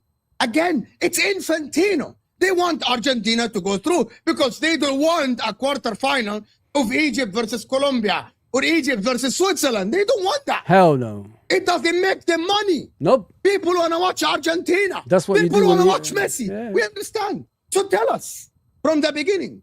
Tell us that it's all about. You know what's? It's so corrupt. It's unreal, isn't it? They do this. You know, what do you call it? The 20-minute break. Hard rate. Was it what you call it? I don't know, man. They call it something. They have this 20-minute break. But what they failed to show you guys, I don't know if you guys noticed, there's cheerleaders on the fucking pitch with their pom-poms. They're doing this and that shit in the pitch during that 20-minute break. There's cheerleaders on the fucking pitch, guys. Since when does football do that? I can't believe it, man. I give up. Honestly, man. I'll give up. I love the cheerleaders in American football. I don't need to see them on soccer, man. I don't need to see that on TV. They turn away and they get the cheerleaders on the pitch. When did you ever see that in football? Oh my God. Oh man. I'll give up, honestly. The money then. And it's an advertisement moment as well. People forget about that. They're doing adverts. We're back to... I told you guys this is happening. That's what they're doing in their sports. I told you about the wrestling. When they dim the lights, they were wrestling, they dim the lights. All of a sudden, the lights go out and there's advertisement happening. The wrestlers are in the ring talking to each other with their hands, you know, beside their hips and all that stuff. That's what I saw when I was in America, guys. When you see commercial breaks on UK TV, it's actual breaks. The wrestlers stop wrestling while the commercial's happening. As soon as the commercial ends, the lights go back on and they start wrestling and all that stuff. I'm telling you. Oh. You know, you always get these adverts in America. Have you got a headache? Have you got cancer? This pill will save you. That's what they do. I'm telling you guys. The adverts is crazy in America. It's always drugs related as well. Madness. It's all about hydration breaks. It's all about you making money. It's all about the big teams going through. Yeah, fine. And Egypt were 2-0 up, and they couldn't do anything about it because they couldn't call anything in the second goal. But sometimes, I know that people say, oh, was it a conspiracy when it was 2-0? Because they couldn't do anything about it. But when they could, they did. When you're talking about this, fine. Even if you don't call this as a penalty, let me show you what I mean. Even if you don't call this as a penalty, fine, great. Now, let's hear what a referee is saying about the McAllister pull, which is in the build-up. Don't get me, it's in the build-up of the third goal. Let me just show you. I missed that one, but I saw it again. Let me just show you what this guy is saying. And wait to this here. Because listen, I'm okay with you giving Lisandro Martinez. You set the standards, not me. You called the foul on Lisandro Martinez. But let's hear what this guy is saying. Was a situation before Argentina scored a 3-2 goal where a penalty was not called for Fati. So this was just before the Salah situation where a penalty was not called. So there was a pass to the penalty area and he had a teammate inside the penalty area trying to play the ball, and then Fatih got pulled in the shirt. So if you look at the situation, the defender started holding Fatih outside the penalty area and continued inside the penalty area. And the ball was not even close in this situation. So why would he hold his shirt here? The only reason is to prevent him from playing the rebound or a pass from a teammate. So let's stop it here. If Fatih doesn't get pulled back by McAllister, the rebound is there. He was close to the ball, because imagine him running to the ball. Yep. So McAllister pull prevented him from going for the rebound. And you can't assume, because you're not going to assume who plays the ball and who doesn't play the ball. If McAllister pulls the shirt back, that's a reviewable offense. It's inside the penalty area. This is a professional referee. he knew exactly what he was doing in this situation. So the fact that the ball is not even close here is what makes this even more of a foul. There is no other reason to pull his shirt here than to prevent him from playing the ball and to make a foul. So when you pull a player's shirt like this, it is like asking for a foul. So this is an obvious case of showing lack of respect for the game for a clear holding offense. The law clearly says that if you hold an opponent, it is an offense, and if you look at the collar here, it is a blatant shirt pull. This clearly makes an impact on a player, and this is a very blatant holding offense. And for consistency purposes, if you call an offense in the build-up to the goal for Argentina, that was the correct decision. You need to be consistent and follow the laws of the game and call a penalty here for a blatant holding offense. If holding starts outside a penalty area and continues inside, it means a penalty. And in this case, it is so blatant and obvious that it should be called. So VAR should intervene in this situation for a penalty, and a yellow card should be given for showing. You know what I'm asking for? You know what I'm asking for? I'm asking for consistency. Ask the referee to go assess the situation. But they didn't. There you go. You know why they didn't? They rubbed it off. They didn't even show us the replays. They didn't. He's right. They actually didn't show the replay. They continued with the game. The thing we're asking, the true reality people are asking is, you stopped the goal. That was good, Billy. Okay, he stepped on his toe. That's irrelevant in my opinion. It happens on the pitch all the time. You disallowed a goal Egypt scored because you went back to that incident. Why didn't you do the same for that penalty as well? That's the question people are asking. That's the cheat that's going on. There wasn't even a replay. Not many people actually spotted it till about 5 minutes later that actually something in the box happened with McAllister and that player. So this is what I'm saying, guys. Corruption is everywhere. All those people that used to brainwash you, when I used to say about, I'm worried about the referees in England. I think they're being unfair on Liverpool Football Club, and everybody says, oh, he'll balance itself out at the end of the season. And then you see the Rodri handball, you see that Naby Keita when he got stamped on against Leicester, and Maguire taking out Mane on the way to goal, and he didn't even get sent off for that either. That's what I'm saying. And Maguire ended up scoring an equaliser in that game, and we lost the league by how many points? 1 point. If we won that Leicester game, we would have won the league. That's what I'm trying to tell you guys. Corruption is everywhere. I've got no doubt about it. Ever since that David Coote incident, people should wake up, in my opinion, but nobody wants to wake up. And then woke up when Donald Trump is calling the FIFA president to rescind a red card, and it happens. Give up, guys. Give up. You're wasting your time watching football, man. It's done. Even, you know what? Throughout the game, I'm going to tell you something. They didn't even show replays for a lot of stuff. There you go. They didn't show the close replays for a lot of stuff. And let me tell you how the referee was so adamant to call things for Argentina. When Salah stole the ball from Paredes, normally they would let it go and maybe he can go and check VAR because Salah was going 1-on-1. But the referee was so quick to whistle and call a free kick because he doesn't want to cause controversy. You wait. In this situation, they do it for offsides. Even if the offside is clear, they let it go, and then they go back to check the offside. The referee didn't call the foul so quickly and couldn't even wait. Motherfucker. And Salah was going 1-on-1 with the goalkeeper. Oh, motherfucker. But the referee didn't wait. The referee called it. And I'm just showing you, it's bias. And I understand why you're biased. You want Argentina to go through because it makes you more money, as I said. It's all about the commercial and the money, people. That's what people forget to tell you. Please do me a favor, guys. Subscribe and like. That's all I'm asking for. We're on the route to 5,000 likes. Obviously, the minimum is about 50 likes a stream. It's the algorithm. It helps it grow. It helps it go out there so people can view the actual channel. So please do that for me. Appreciate that. Iriola will struggle next season unless he gets signings. I agree, Trudon. I can't believe I'm agreeing with Trudon for once, man. It's fucking weird. It's very disgusting, man. Don't like that. Ugh. Disgusting, man. Disgusting.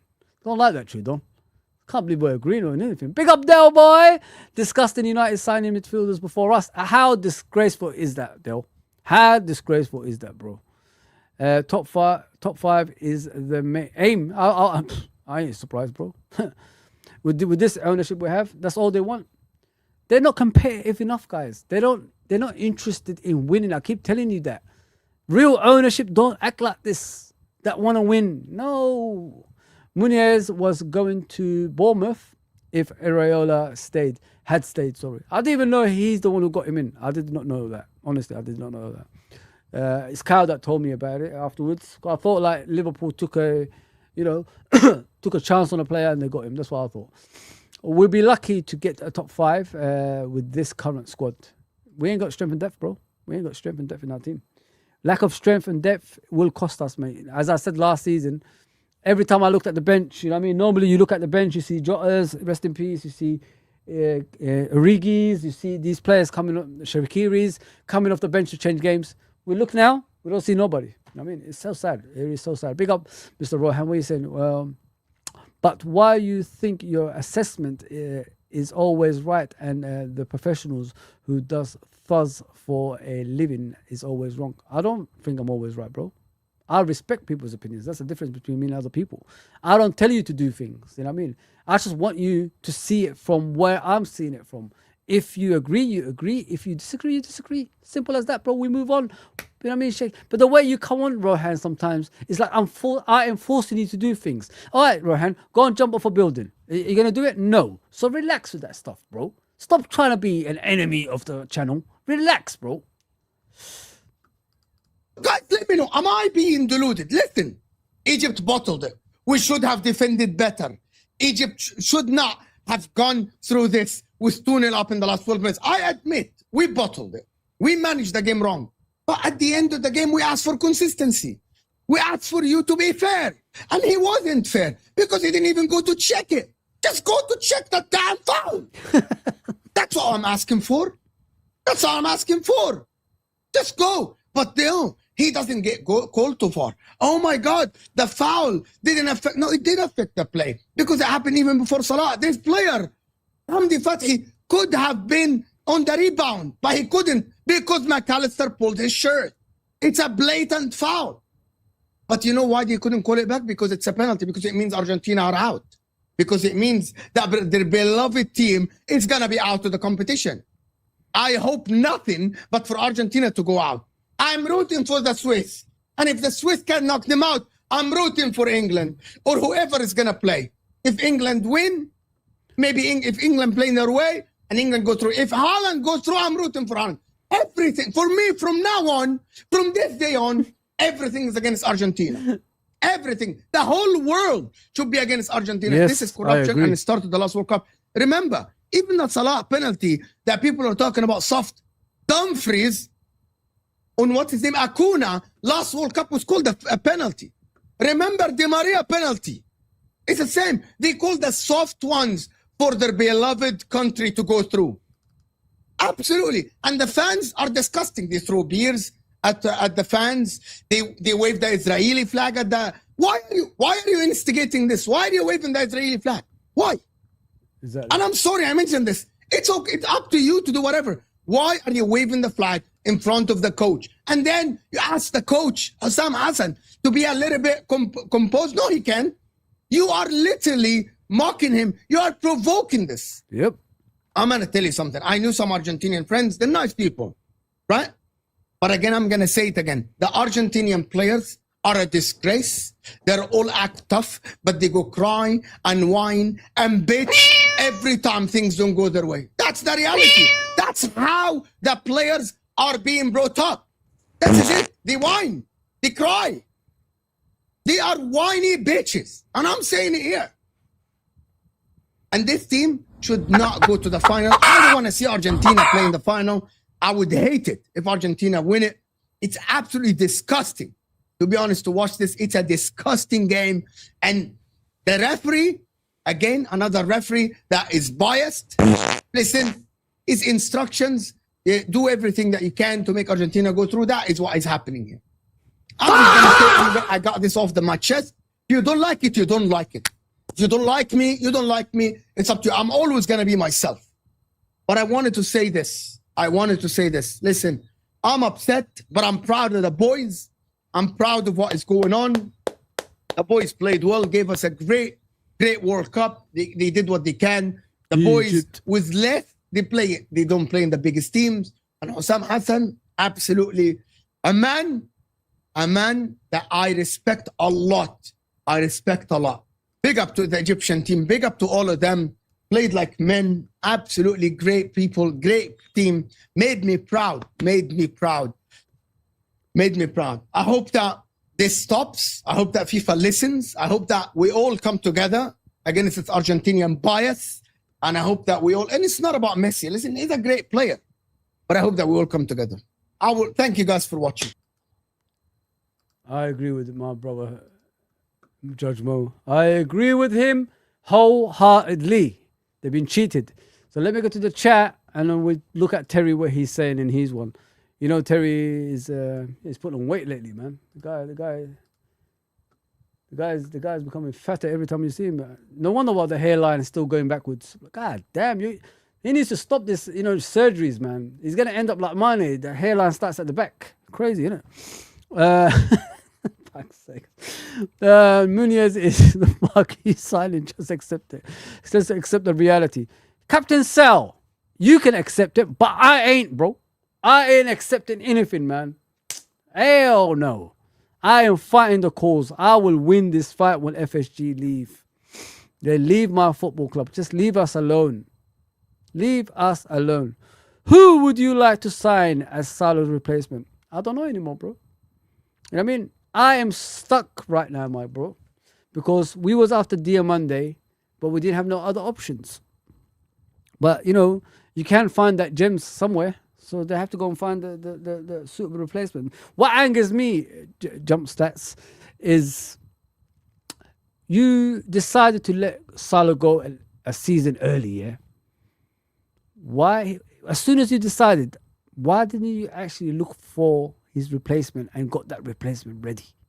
That's what I don't understand. And put money aside for Salah's replacement. Because if you're spending only 200 million this summer, you're not going to get Salah's replacement. Let's just be honest. You're only buying squad strengthening players with that money. Especially when players are costing over £100 million every single time you bid for a player. So, yeah, we need the marquee signing. I don't know who. I mean, Diamande was the one they sold me on. Elise before that. We just need someone, man. There's players out there. I don't watch outside England a lot, bro. So I can't really vouch for people outside London. Sorry, outside England. Not London, sorry. England. So I could only tell you a lie if I'm going to say this player, that player, this player. There's only one in the Premier League that I like is Ryan. And everybody's telling me 130 million is his price tag. I said, why don't you just give them a player, 80 million pound on top of that? You got your man. Don't care about the money. If he wins you the league, if he makes you play better, what's the problem? If you know what I mean. Everything is a risk in life, people. Everything is a risk. Take that risk to make your team better. That's how I see it. Yeah, but Ryan is the guy, but people are already putting at me off with this stuff, 130 million. But if you put a player there, that would reduce the money, if you know what I mean. So put a player in exchange. We will finish 6, calling it now. Wow. Yo. Big up, man. Arsenal were not always like that. It's crazy, isn't it? Once you get the success, you know what I mean? It's either you go one direction or you go the other direction. You take the right direction or the wrong direction. They've taken the right direction because they're strengthening their team from a position of power, which will make them even stronger. They're not getting rid of all the players just yet. They're making sure everything is up to scratch before we get rid of them. Not like us. Kwanzaa go, this guy go, that guy go, that guy go. That's what we did. Diaz go. But what was the replacement? I mean, before you let them go, where is the replacement? Nah, bro. We're fine. We won the league by 10 points last season. So this season will be much easier. I don't think that, rivals will get stronger. We will get stronger and stronger. We're signing 7 players and letting go of 13. That's the mentality we went with. And look what happened. Backfired, man. This club's not serious, man. It's not a serious football club. Yeah, man. Can't believe we're conceding to Arsenal, man. Travis Scott or Lil Wayne. Neither. What about that? Hey. You know what I mean? Lollipop. Yeah, Nems knows all about that. Lollipop, you know what I mean? Big up Godfather, bro. Yeah, man. That's why he puts Lil Wayne in there, guys. You know what I mean? Because there's too much lollies, isn't it? Exposed. Their bias, their favoritism.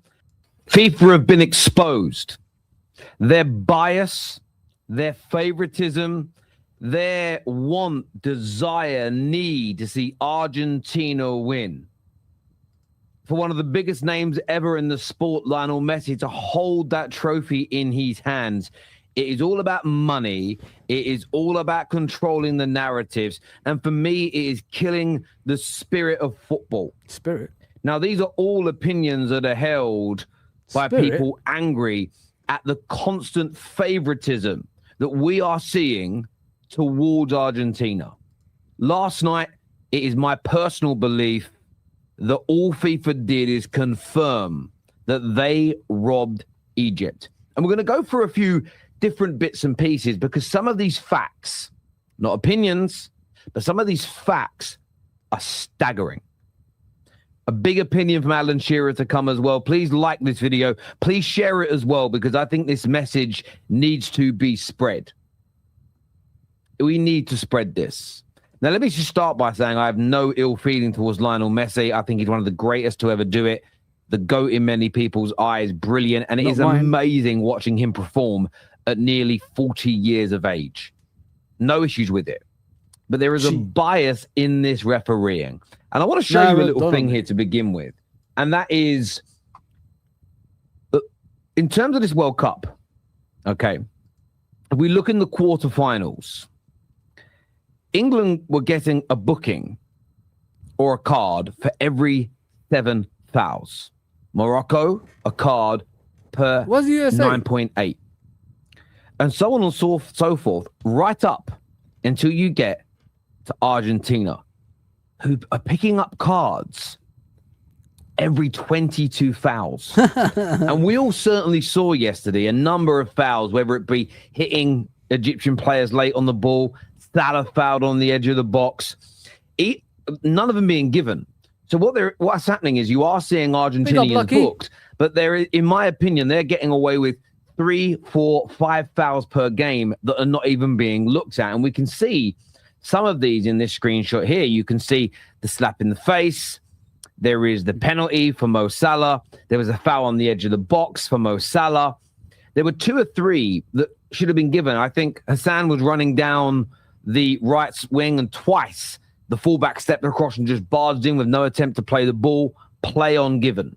Wow. And yes, this World Cup we have seen far more soft fouls and let go. Play on given.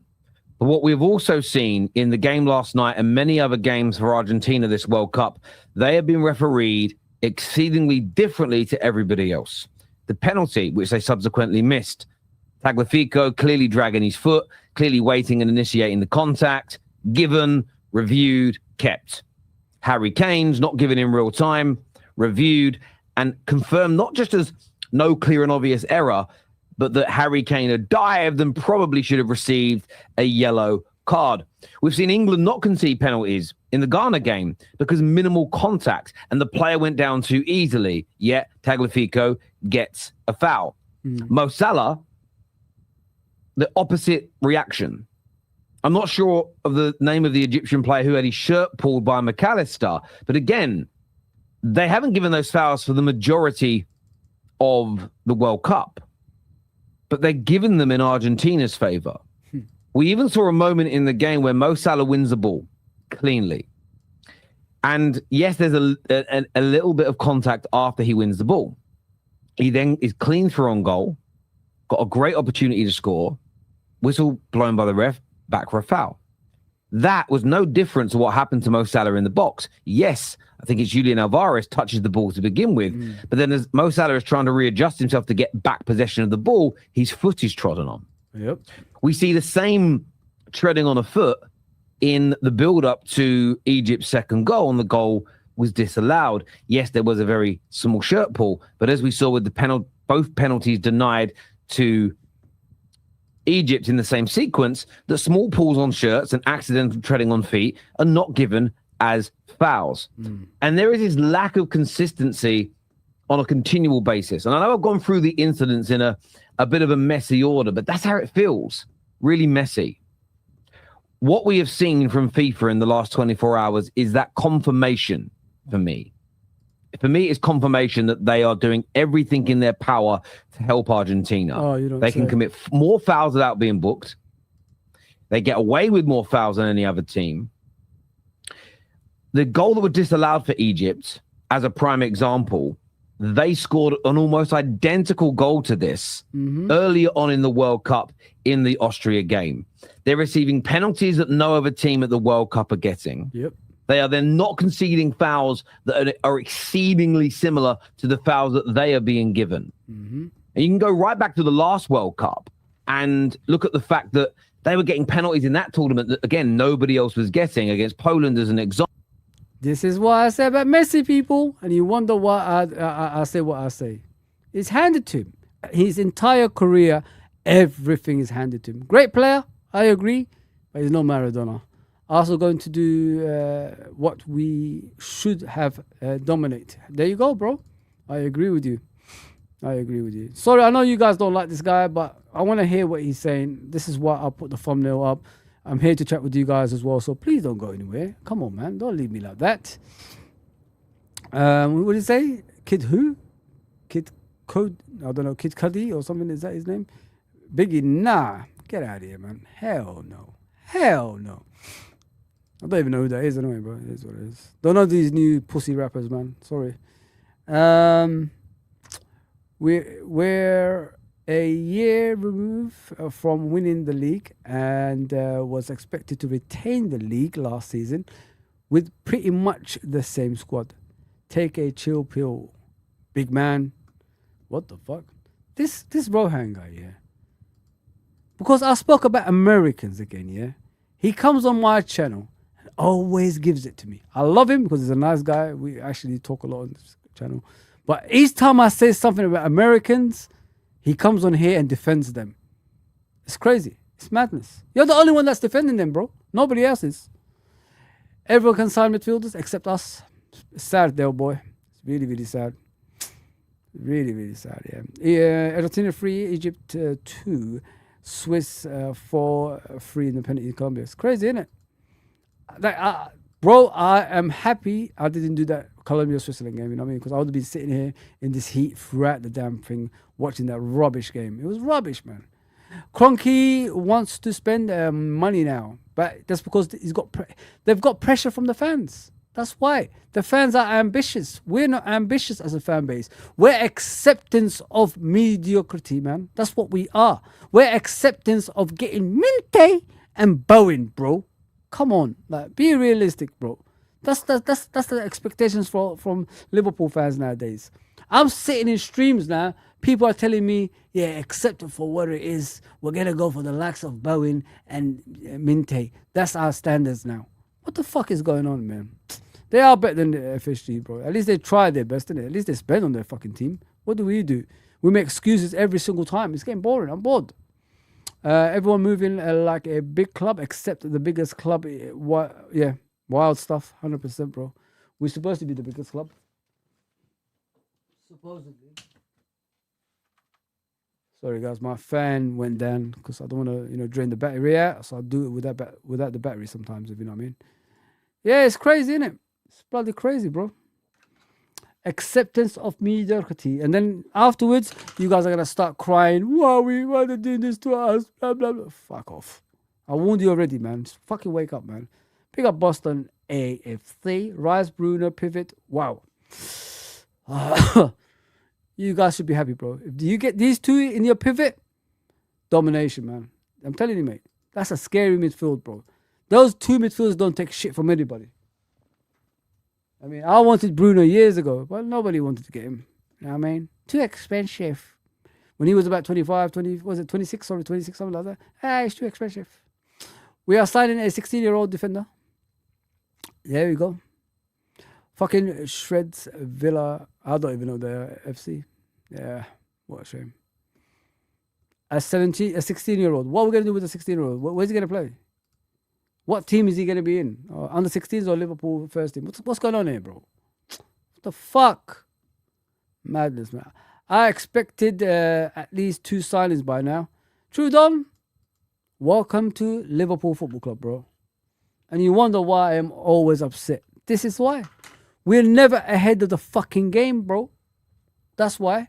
Cronkies are by far richer than FSG. Everyone is, bro. FSG is penny pinchers, bro. That's what they are.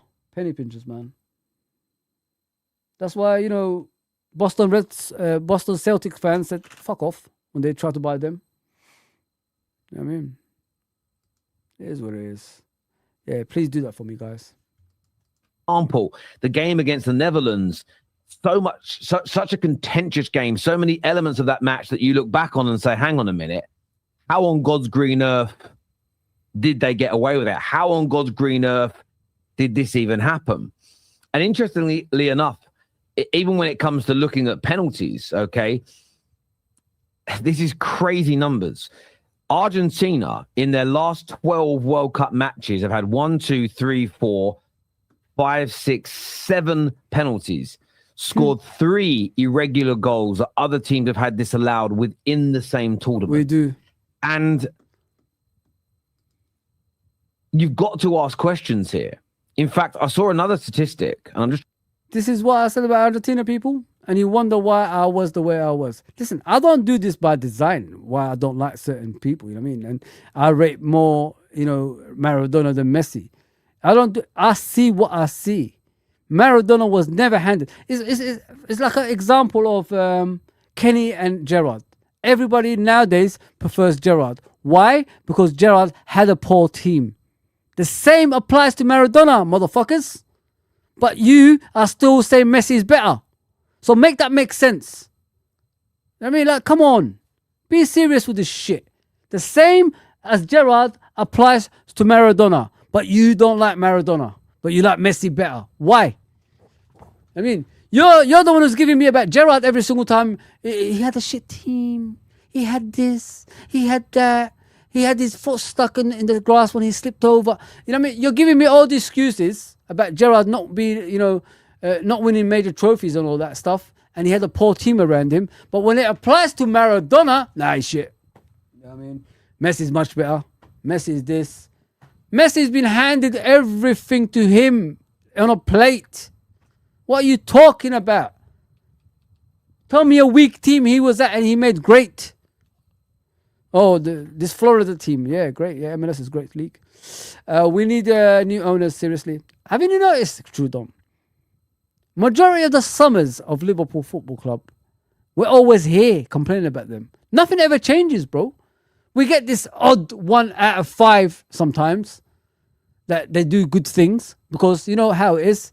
You get out of the Champions League spots, you're willing to spend because you want to get back into the Champions League spots. That's the brainwashing part they do to you. When we're at the Champions League, that's the only time these motherfuckers spend money, man.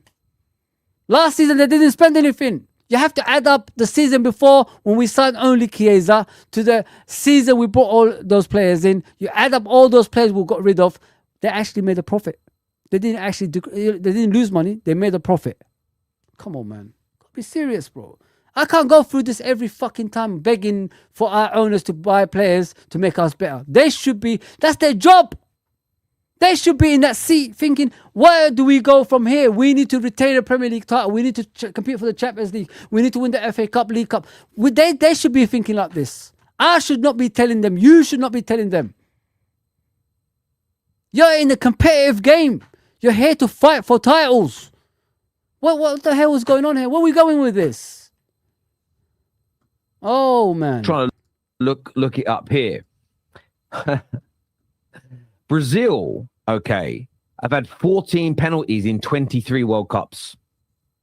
Germany have had 15 penalties in 20 World Cups.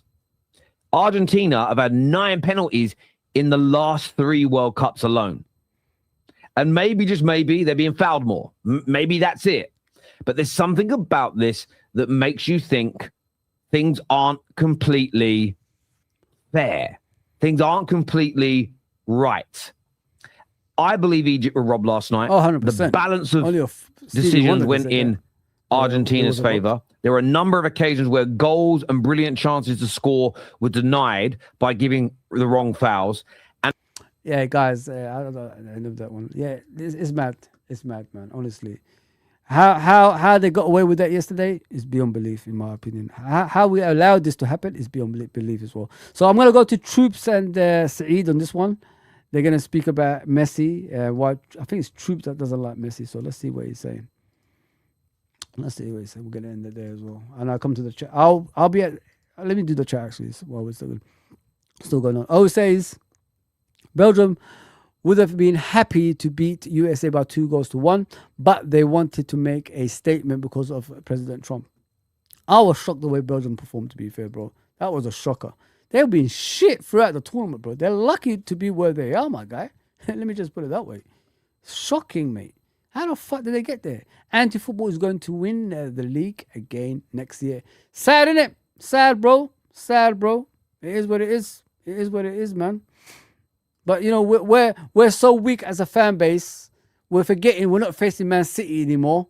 We can still do something if we get the right players in. We're accepting getting mediocre players. There you go, bro.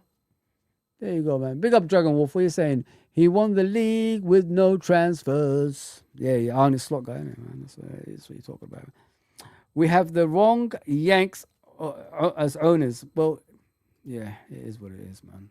I don't want Yanks anymore, bro. I just need a guy who supports the team no matter where we are. That's what we need, man. That's what, you know, there's only one thing holding back Liverpool Football Club is the ownership. Honestly, that's the only thing. The fan base is there, everything is there, stadium is there, training ground is there. The only thing that's holding us back is these motherfuckers, man. Yeah, man. I heard one of the executives say he wants Liverpool to win. Oh, damn. Didn't know that. It's crazy. Yeah, man. Let's see what they're saying. Drama last night was crazy. Was it a penalty? I got to start with last night. I don't know if you watched the game last night, yeah, but wow, the drama last night was crazy. Was it a penalty? Dragon. Was it not? You know, the Ronaldo, taking off Ronaldo off early on, taking off Bruno, Vitinha. It was all madness. Croatia could have won it if it wasn't for that madness of a goalkeeper. Like, yo, it was kicking off. Did you catch the game last night? Yeah. I just see bare Ronaldo haters in the mud. Oh. That's all I see. Are you more of a Ronaldo fan than Messi? Or is it one of them ones where, like, I don't know. I know where you stand, you know. Yeah, I'm more Ronaldo. Wow.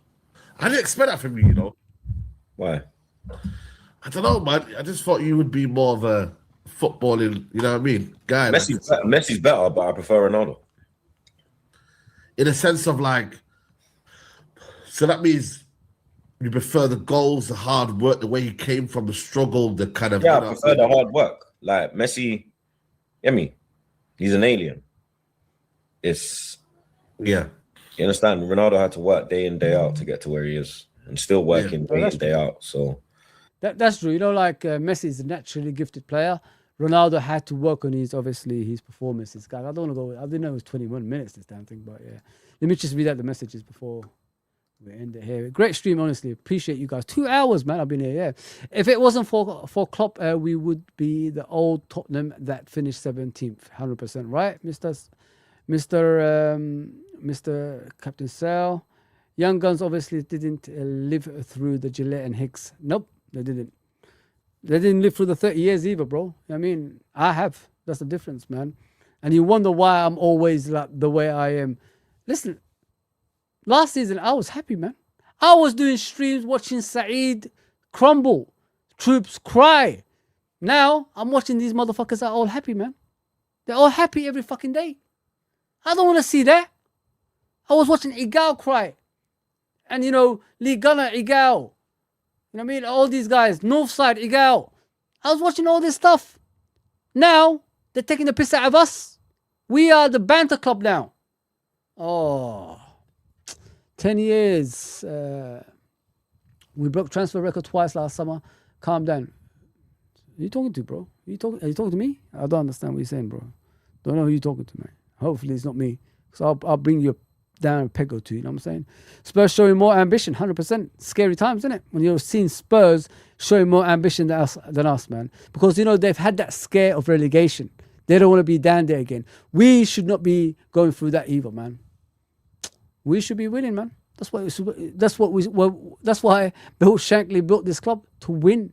Now we're losing that winning mentality as a football club, and it's scary times ahead, man. Some of the fan base think we are Spurs. Yep.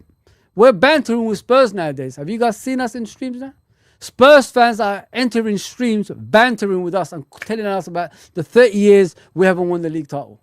What is going on? Honestly, what is going on? 30 years we didn't win the league title. Go and get me Tchouameni. Go get me 2 right wingers. Go get me a centre back and go get me a right back. We'll be fine next season. Just fucking sort that shit out, bro. Let's go, man. Crazy, man. Like, we have to beg for things every single time. Listen, like, as I said, if you haven't been through the 30 years, don't speak to me, man. Don't speak to me. Don't try to convince me with your narratives. So what I said in the poll was, are Liverpool fans happy with this slow transfer window? 67% said no, and 33% said yes. I don't know. I think those are rivals, man. 100% rivals, man. How the fuck how are you happy? Oh, man. That's crazy. Crazy. You're actually happy with this transfer window? Are you mad? Oh, man. Big up, Connor, by the way. 21st Prem and 7 UCL ain't coming out of thin air if we don't fix up, look sharp like Dizzy Rascal.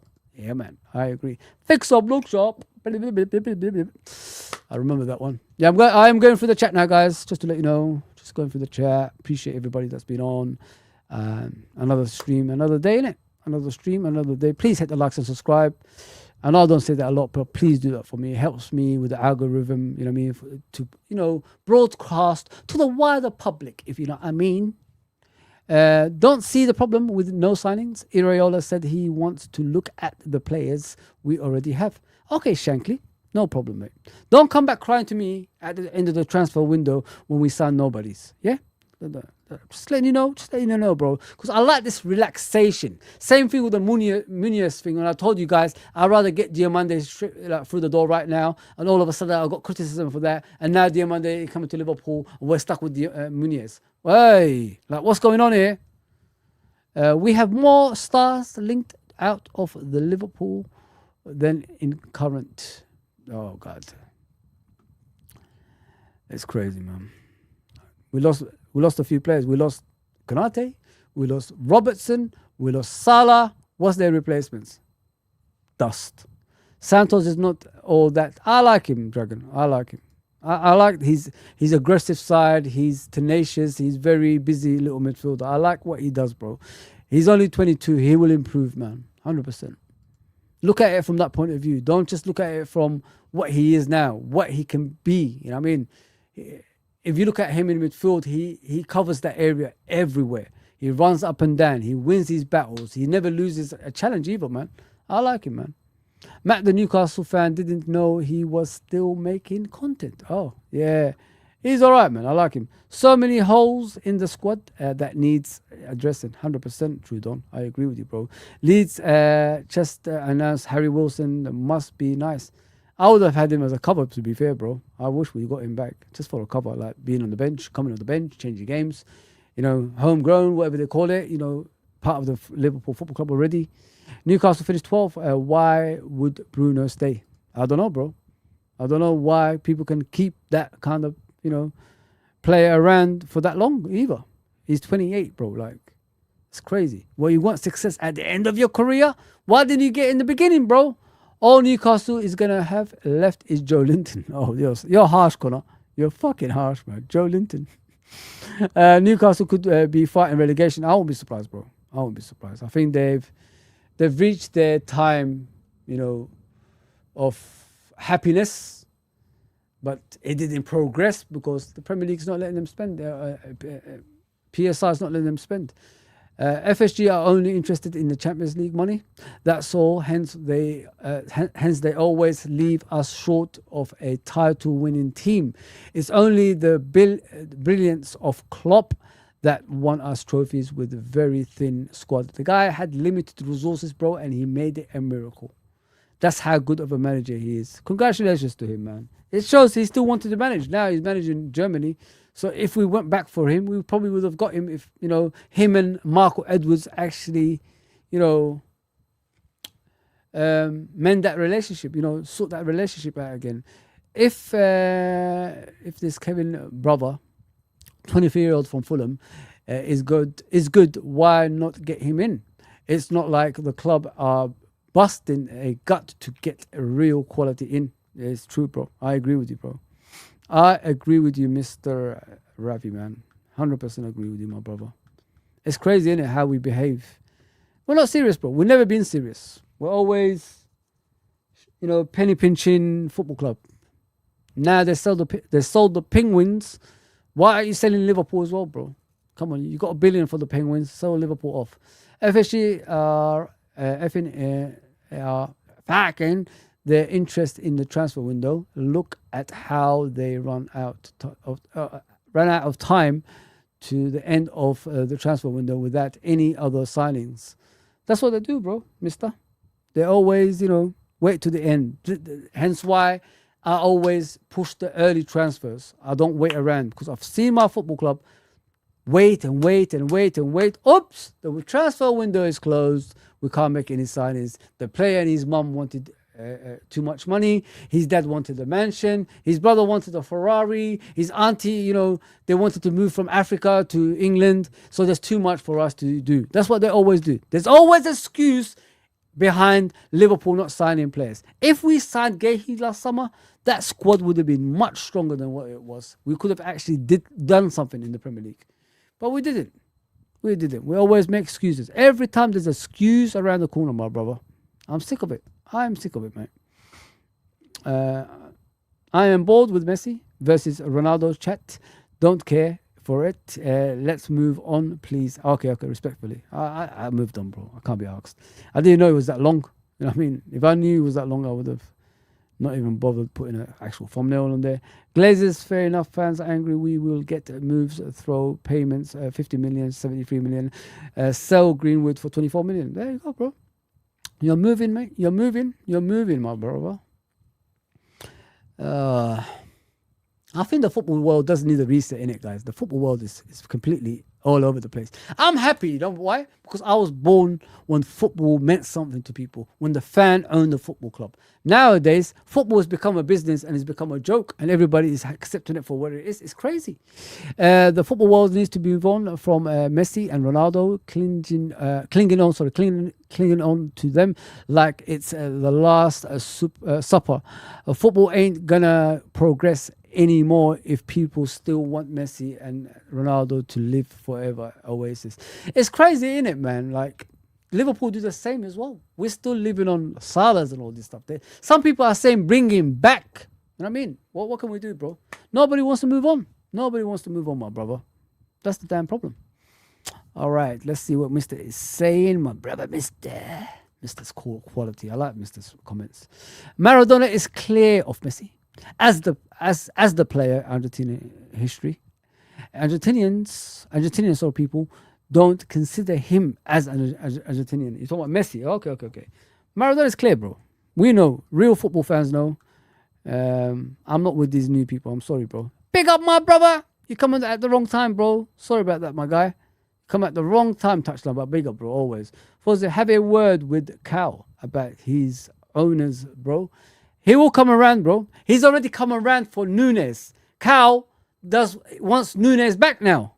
The cow that was telling me off not so long ago, telling me and Tom off on Don Hussein's channel. He wants him back now, bro. It's crazy. It's crazy how football works. All right, brothers and sisters. I am sweating like a dog here. I need to eat. I need to eat some fufu. You know what I mean? And I need to go toilet as well. Probably chicken on the side as well. It is what it is. But yeah. Take care, everybody, man. Appreciate you as my brothers and sisters. Thank you for tuning in. The poll is 68% no and 32% yes to are you happy with the transfer winners so far. My brothers and sisters, I hope you enjoyed this, and I'll see you tomorrow. Take care, everybody.